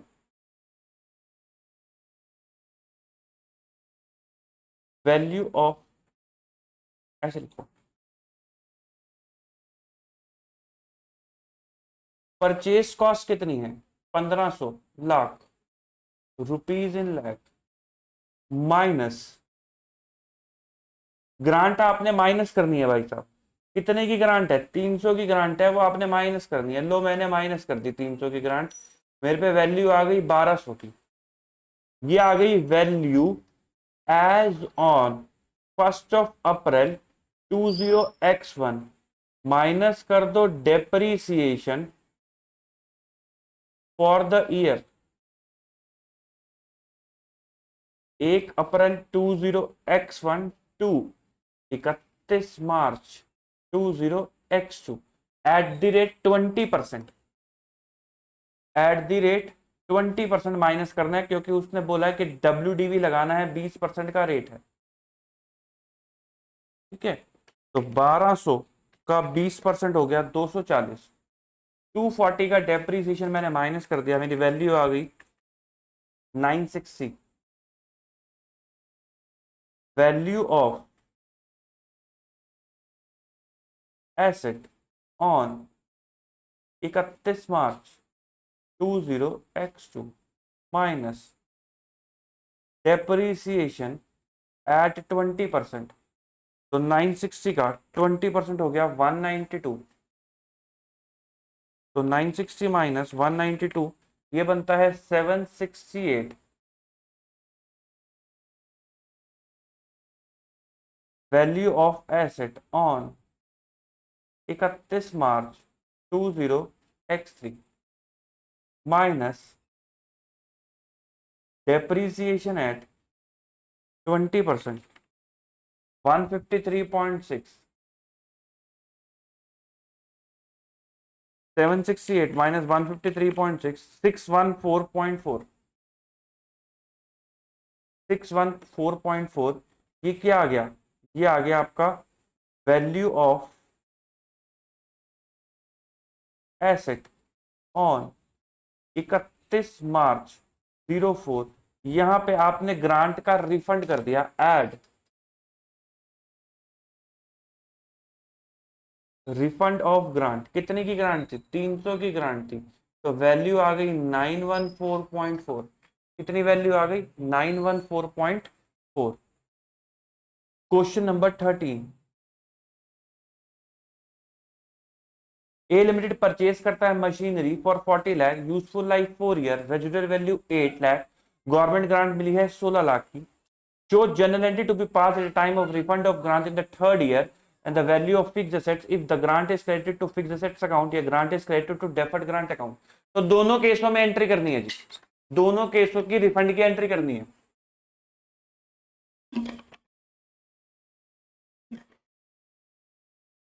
आओ जरा मेरे साथ।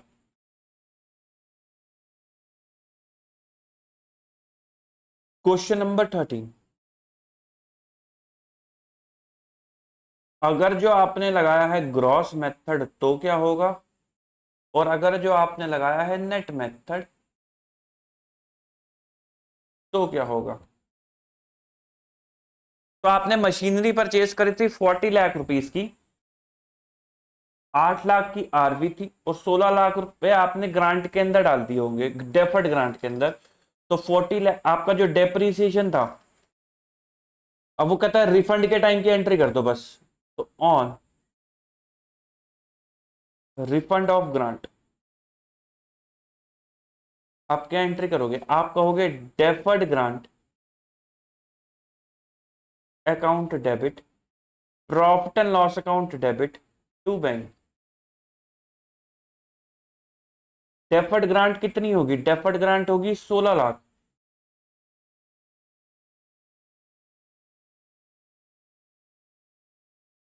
डेफर्ड ग्रांट होगी 16 लाख रुपए की, 4 साल की लाइफ थी, और आप कब रिफंड कर रहे हो? In third year. तो यानी कि आप 2 सालों तक वो कर चुके होंगे अमोटाइज, और 2 सालों तक अमोटाइज कर दिया तो आपके पास 8 लाख अमोटाइज हो गए होंगे। तो 16 में से 8 गए, आपके पास 8 लाख ही बचे होंगे। तो डेफर्ड ग्रांट डेबिट हो जाएगा 8 लाख रुपए से, profit and loss account debit हो जाएगा 8 लाख रुपए से, और 16 लाख रुपए आप रिफंड कर दोगे क्योंकि यही आपको ग्रांट मिली थी। ठीक है। अगर आप नेट मेथड लगाओगे तो आप एंट्री करोगे एसेट अकाउंट डेबिट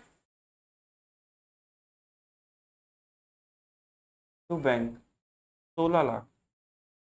अच्छा, यहां पे डेप्रीसिएशन कितना आएगा? Depreciation will remain same, 40 lakh minus 8 lakh divided by 4।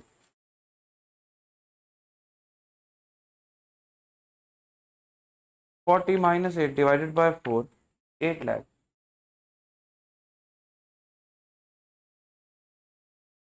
यहां पे डेप्रीसिएशन कितना आएगा?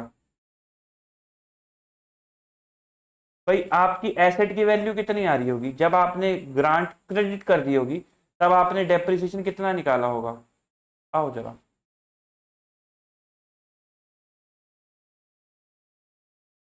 Cost of asset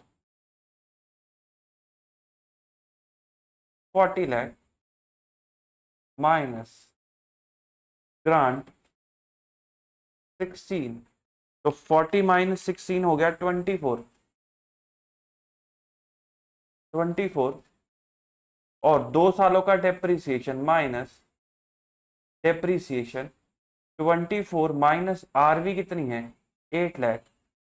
8 lakh divided by 4, तो 24 माइनस 8 डिवाइडेड बाय 4, 4 लाख का डेप्रीसिएशन एक, और दूसरे साल का भी डेप्रीसिएशन 4 लाख। 16 लाख माइनस हो गए, 24 माइनस 4 माइनस 16, तो 16 लाख रुपीज रहेगा।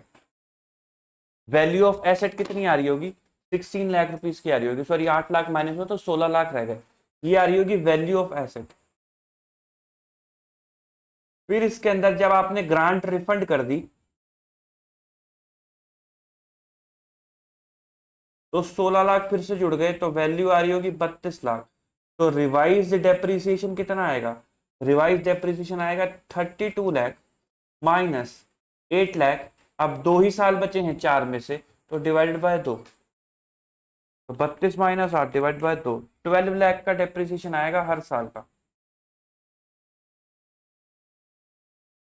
तो देखो जी, grant is credited to fix asset account, तो 12 lakh will be charge for the next 2 year, 2 सालों का इतना आएगा।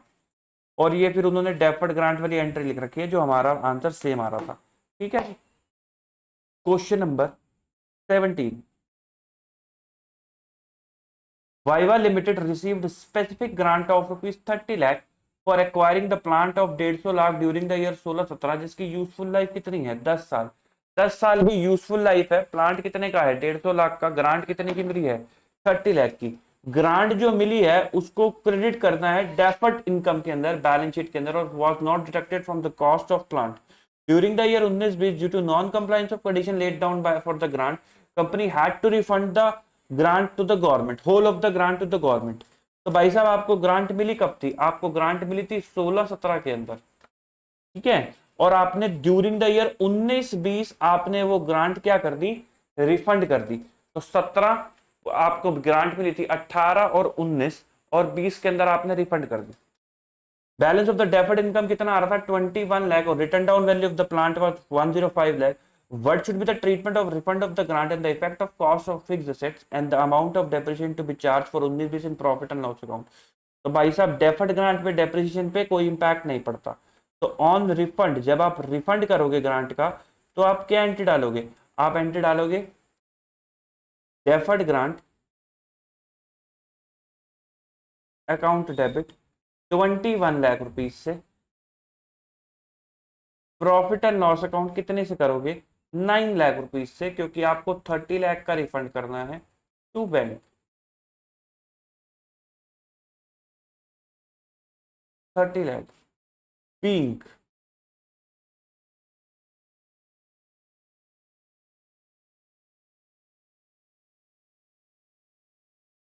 Grant refunded. फिर उसके बाद उसने आपसे और क्या पूछा है? Depreciation. Depreciation will remain same, तो डेप्रीसिएशन कितना आएगा? डेप्रीसिएशन था साहब हमारा 150 लाख का हमने प्लांट खरीदा था, जिसकी रेजिडुअल वैल्यू कितनी थी? पता ही नहीं, बता ही नहीं। तो डेप्रीसिएशन के बारे में फिर अगर उसने आर भी नहीं दी, तो आप सीधा डिवाइडेड बाय 10, तो 15 लाख रुपए का आपका डेप्रिसिएशन एज इट इज रहेगा। कोई दिक्कत वाली बात नहीं है, इन्होंने यहाँ पे जिक्र नहीं करा, बस इन्होंने लाइन लिख दी कि there will be no effect on the cost of fixed assets and depreciation, हमने निकाल के दिखा दिया। भाई डेप्रिसिएशन पे कोई इंपैक्ट थोड़ा ना आएगा डेफर्ड ग्रांट के केस में। ठीक है, question number 18, Ram limited purchase करता है machinery for ₹80 lakh, useful life कितनी है? 4 ईयर्स की है, और रेजिडुअल वैल्यू कितनी है? रेजिडुअल वैल्यू है 8 लाख रुपीज की। गवर्नमेंट ग्रांट कितनी मिली है? 32 लाख रुपीज की गवर्नमेंट ग्रांट मिली है। Grant had to be refunded at the beginning of the third year. So the journal entry passed at a time of refund and the value of interest in the third year and the amount of depreciation. अगर grant को कहाँ डाला गया है? Deferred grant के अंदर डाला गया है। तो क्वेश्चन नंबर 18,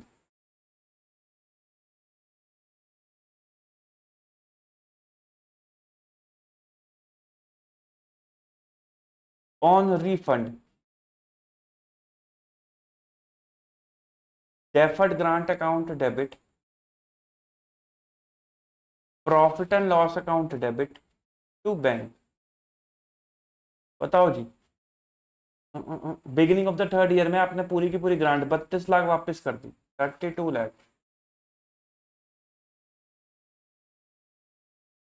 डेफर्ड ग्रांट के अंदर क्या बैलेंस होगा?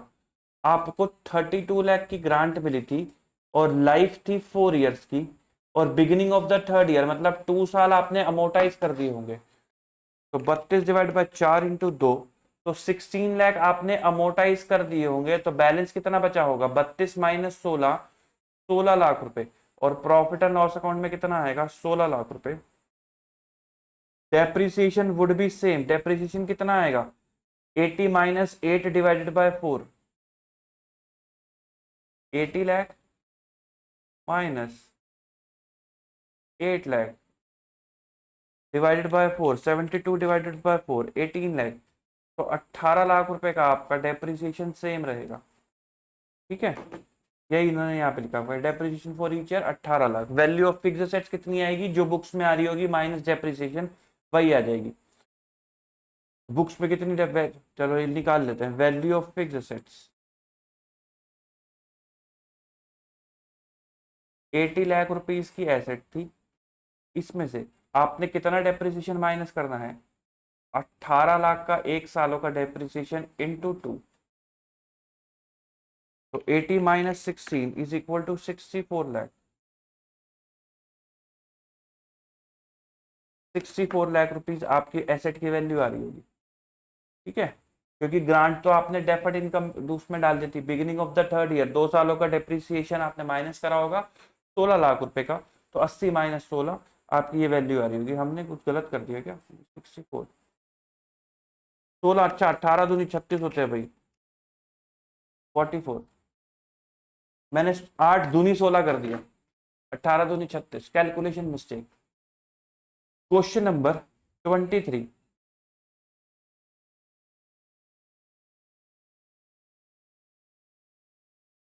सेम क्वेश्चन है, बस इसमें क्या लिखा है, grant is credited to fixed assets account.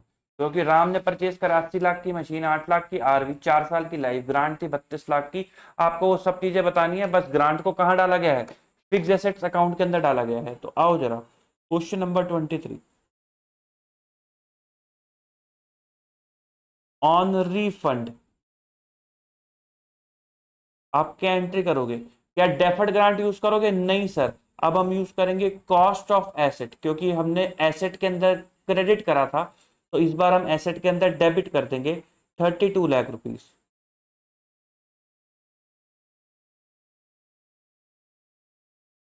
To bank 32 lakh rupees. Pink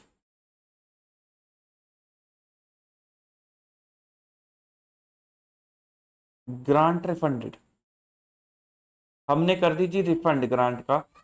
अब मेरी एसेट की वैल्यू भी बढ़ गई होगी। आओ जरा अमाउंट ऑफ, चलो वैल्यू ऑफ एसेट निकाल लेते हैं ना पहले। Value of asset,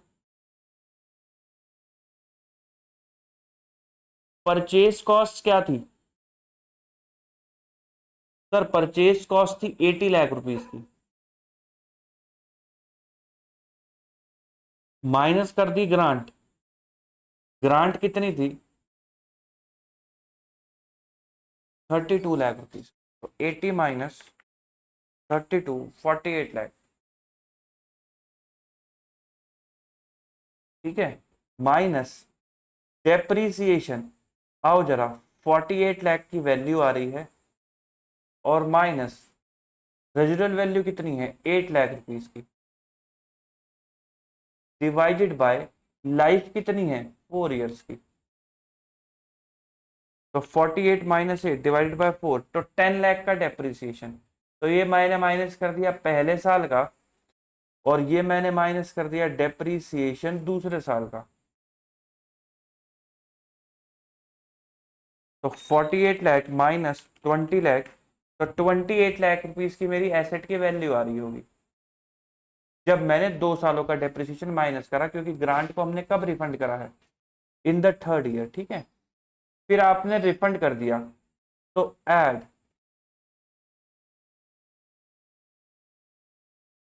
refund of grant 32 lakh, 60 lakh rupees की अब आपके पास वैल्यू आ रही है, और 2 साल बीत चुके हैं। तो डेप्रीसिएशन, तो ये क्या आ गई, ये आ गई value of asset after refund. तो डेप्रीसिएशन कैसे निकालोगे, निकालोगे 60 लाख, इसमें से माइनस कर दो क्या, 60 लाख में से माइनस कर दो जो भी रेजिडुअल वैल्यू है। रेजिडुअल वैल्यू कितनी थी 8 लाख रुपीज की, डिवाइडेड बाय लाइफ कितनी बची है, 4 में से 2 साल निकल गए, 4 माइनस 2, तो 60 माइनस 8 डिवाइडेड बाय 2, तो 26 लाख रुपीज का आपका डेप्रीसिएशन चार्ज आ जाएगा, 26 लाख रुपए, depreciation 26 lakh. Question number 31, question number 31, case worker limited receive करते हैं specific grant of ₹6 crore for acquiring the plant of ₹30 crore during the financial year 15-16, जिसकी यूजफुल लाइफ कितनी है 10 ईयर, और ड्यूरिंग द ईयर 20-21 में उनको ग्रांट रिफंड करनी पड़ेगी 6 करोड़ रुपए की। वो ट्रीटमेंट पूछ रहे हैं आपसे जब कंपनी ने treatment of the grant if the grant was deducted from the cost of the plant. तो आपसे सब चीजें मांग रहे हैं कि भाई बता दो वैल्यू वगैरह क्या होगी और रिफंड का क्या ट्रीटमेंट होगा। तो मेरे साथ साथ question number 31, purchase cost on कब खरीदी है जी 15-16 में, तो 1 अप्रैल 2015, 30 करोड़ माइनस ग्रांट 4, तो वैल्यू कितनी आ गई 4 है 6 है 6 है जी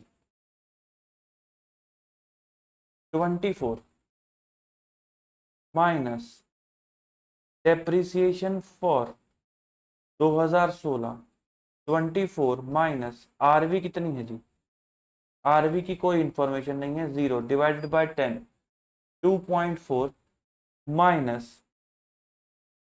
depreciation for 2017 2.4 minus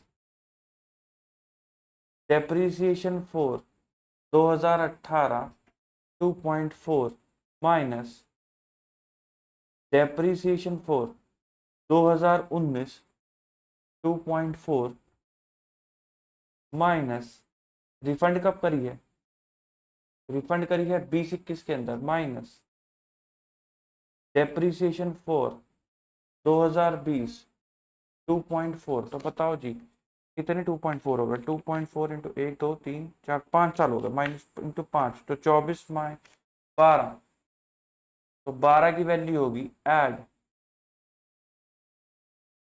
refund of grant, कितने का रिफंड कर दिया 6 का, वैल्यू कितनी आ गई 18। अब ये 18 की वैल्यू आ गई आपके पास एसेट की, डेप्रिसिएशन 2020 का माइनस करने के बाद, तो डेप्रिसिएशन फॉर 2021 कैसे निकालोगे, 18 माइनस 0 डिवाइडेड बाय 5, 5 साल बचे होंगे, 18 डिवाइडेड बाय 5 इज 3.6, तो 14.4 की एसेट की वैल्यू आ जाएगी, 14.4 की एसेट की वैल्यू आ जाएगी। ये रहा depreciation for the year 2021 will be 3.6। Question number 33, energy limited has acquired a generator on 1 April 2023 for ₹100 lakh। on 2 April 2023 it has applied to Indian Renewable Energy Development IADA for subsidiary। Subsidiary grant हुई June के अंदर, after account for 23-24 were finalise AS 4। वो कहता है भाई account जो थे वो फाइनलाइज हो चुके थे। The company has not accounted for the subsidiary for the year 31 मार्च 2024। बिल्कुल सही करा क्योंकि अकाउंट क्या हो चुके थे फाइनलाइज, तो करेक्ट है ये। Is this a prior period item, the answer is no, ये कोई प्रायर पीरियड आइटम नहीं है, it is not an error, the treatment done by the company is very much correct. तो ये कोई एरर वेरर नहीं है, ये कोई प्रायर पीरियड आइटम नहीं है। How should the subsidy will be accounting for 24-25 में वो कैसे अकाउंट फॉर होगी, तो यू हैव टू ऑप्शन। आपने जनरेटर खरीदा, जनरेटर के लिए सब्सिडी मिली है, तो आपके पास दो तरीके हैं, डेफर्ड ग्रांट और नेट मेथड, तो उसी को एक्सप्लेन करना है। चलो जी, with answer 1, whether the subsidiary applied to be classified as a private item as per AS1 depends on whether the company has committed an error in 23-24 by not recognizing the subsidiary। वो कहता है मेरे making an application does not provide any reasonable assurance that subsidy will be received. The letter of from IADA is required to provide this assurance and subsidy was granted in June 24 after approval of accounts। Non-recognition of grant in 23-24 will not be considered as an error। Hence, this is not a prior period item। Therefore, the company was not right in recognizing the grant। Company was not right। अच्छा, company was right, मैंने गलत पढ़ लिया, company was right in not recognizing the grant। Further, AS4 require adjustment of event occurring after balance sheet date only up to the date of approval of accounts। In view of this, company is correct in not adjusting the same in the accounts for the year 23-24। Subsidy should be deducted from the cost of generator। The revised unamortized amount of generator should be written off over the remaining useful life। Alternatively, the same may be treated as a deferred income। ठीक है, तो यहाँ पे आपके सवाल जो है खत्म होते हैं AS 12 के। एक बार जरा नोट्स पे भी नजर मार लेते हैं, क्योंकि हमने नोट्स वाली डिस्कशन के बाद सीधा क्वेश्चन पे जंप कर गए थे, तो इन पे भी नजर मार लेते हैं। तो एप्लीकेबिलिटी की बात कर लेते हैं। स्टैंडर्ड किसके साथ डील नहीं करता? जो स्पेशल प्रॉब्लम है arising on accounting of government grant in financial statement reflecting the effect of change in price, and ये छोड़ दो, ठीक है। गवर्नमेंट असिस्टेंस पे अप्लाई नहीं होता। Government participation in the ownership, यदि गवर्नमेंट शेयर खरीद ले आपके कंपनी के और आपको बदले में पैसे दे, तो ये उस पर अप्लाई नहीं होता, क्योंकि वो गवर्नमेंट ग्रांट ही नहीं है। अच्छा, sale tax exemption provided for product by an enterprise is not considered as government grant. तो अगर आपको कोई सेल टैक्स एग्जाम्पशन मिलती है कि भाई आपको जीएसटी में एग्जाम्पशन मिल गई, तो वो कोई गवर्नमेंट ग्रांट नहीं है। अगर आपने कोई स्पेसिफिक गुड्स प्रोड्यूस करा और आपको उस पर जीएसटी नहीं देना पड़ रहा, तो कोई गवर्नमेंट ग्रांट नहीं है। कहीं आप बोलो कि ये स्पेसिफिक टू गुड्स है, हेंस कंडीशनल ग्रांट है, नहीं जी, ऐसा कुछ भी नहीं है, ठीक है। Meaning of government grant, government grant क्या होती है? ये एक असिस्टेंस होता है, ये इन कैश भी हो सकता है और इन काइंड भी हो सकता है। हमने आपको मॉनेटरी और नॉन मॉनेटरी बताया था, और जिसके पीछे आपको कुछ कंडीशन का कंप्लायंस करना पड़ता है। कब आप रिकॉग्नाइज करते हो गवर्नमेंट ग्रांट को? तो जब ये दो कंडीशन पूरी हो जाती है तब, कि ग्रांट आपको मिल जाए and enterprise with comply the condition, और आप जो कंडीशन उन्होंने लगाई है वो उसको पूरा करोगे। कितने तरीके की ग्रांट होती है जी? दो तरीके की ग्रांट होती है, एक होती है प्रमोटर कॉन्ट्रीब्यूशन और एक होती है रेवेन्यू। प्रमोटर कॉन्ट्रीब्यूशन क्या होती है कि nature of promoter contribution means reference to the total investment in an undertaking or by way of contribution towards the total capital outlay। यार देखो, देख रहे हो, पढ़ रहे हो कि गवर्नमेंट आपको क्या कह रही है कि चलो आओ मिलके इन्वेस्टमेंट करते हैं, कि चलो आओ आप पैसे लगा रहे हो तो इतने हम भी आपके साथ लगाते हैं, तो वो क्या बन जाती है? वो प्रमोटर कंट्रीब्यूशन ग्रांट बन जाती है। बाकी जो भी अदर ग्रांट्स होती हैं वो रेवेन्यू नेचर की होती हैं। ऐसे लिख दे, मंदिर,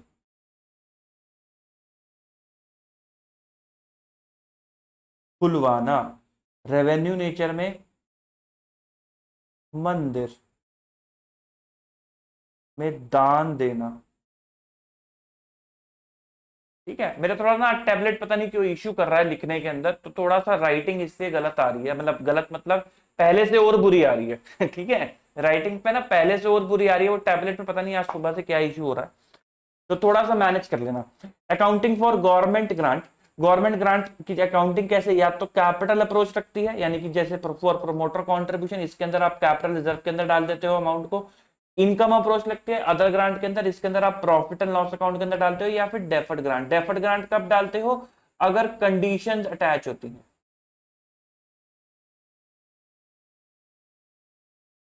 अदर केस में आप प्रॉफिट एंड लॉस अकाउंट के अंदर डाल देते हो। तो deferred grant when there is a condition attached, condition complied when deferred grant shall be transferred to profit and loss account, जैसे हमने वो सैलरी वाले एग्जांपल्स करे थे। अच्छा, कभी कभार सरकार फाइनेंशियल सपोर्ट भी देती है, जिसको इनकम की तरह एज रिसीव किया जाता है, उसको आप क्वालिफाई कर सकते हो जब वो मिलती है as an extraordinary item, वो भी एक ग्रांट ही होती है। इमीडिएट फाइनेंशियल सपोर्ट, कंपनी डूब रही है, सरकार आई पैसा डाल के चली गई, तो वो इमीडिएट फाइनेंशियल सपोर्ट की तरह काम करता है। गवर्नमेंट ग्रांट में भी receivable by an enterprise as a compensation for expenses. याद है examples? Incurred in previous accounting year, अगर वो इनकर्ड हो चुके हैं पहले ही और बाद में मिल रहा है, तो आप उसको रिकॉग्नाइज करोगे immediately in your financial statement, obviously जब वो आपको रिसीवेबल होंगी तब। Accounting treatment related to fixed assets, इसका मतलब क्या है? पंखे,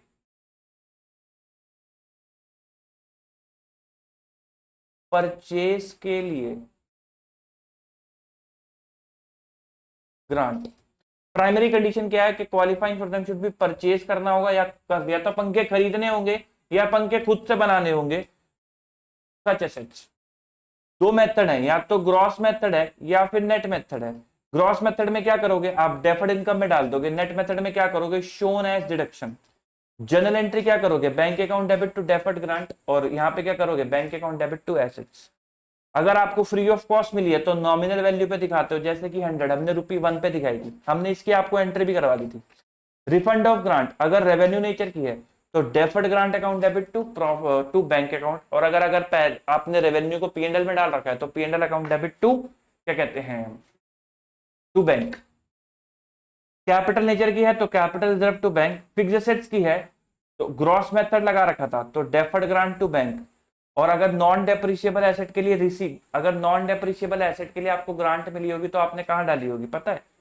आपको ये सिर्फ डेप्रिशिएबल एसेट के लिए अलाउड है। फॉर एग्जांपल अगर आपको ग्रांट लैंड परचेज करने के लिए मिल जाए तो फायदा नहीं है उसको नेट और ग्रॉस लगाने का, बिकॉज आप उस पर डेप्रिसिएशन नहीं लगाओगे, तो आप उसको कैपिटल रिजर्व के अंदर लेके जाते हो। तो इसलिए यहाँ पे लिखा है कि अगर आपको नॉन डेप्रिशिएबल एसेट के लिए मिले तो कैपिटल रिजर्व टू बैंक, बाकी नॉट रेलेवेंट फॉर एग्जाम।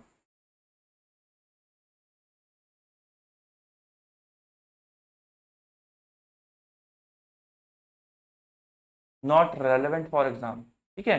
फिर ये डिस्क्लोजर है कि आपको क्या क्या डिस्क्लोज करके चलना होता है इन केस ऑफ अकाउंटिंग स्टैंडर्ड 12, ठीक। तो आई होप आपको क्लैरिटी मिली होगी, AS 12 की ग्रांट की जो डिफरेंसेस हैं वो समझ में आए होंगे। एंड मिलेंगे आपसे अगली क्लास के अंदर नए चैप्टर के साथ। अभी के लिए इतना ही। Good bye, tata, take care, bye bye.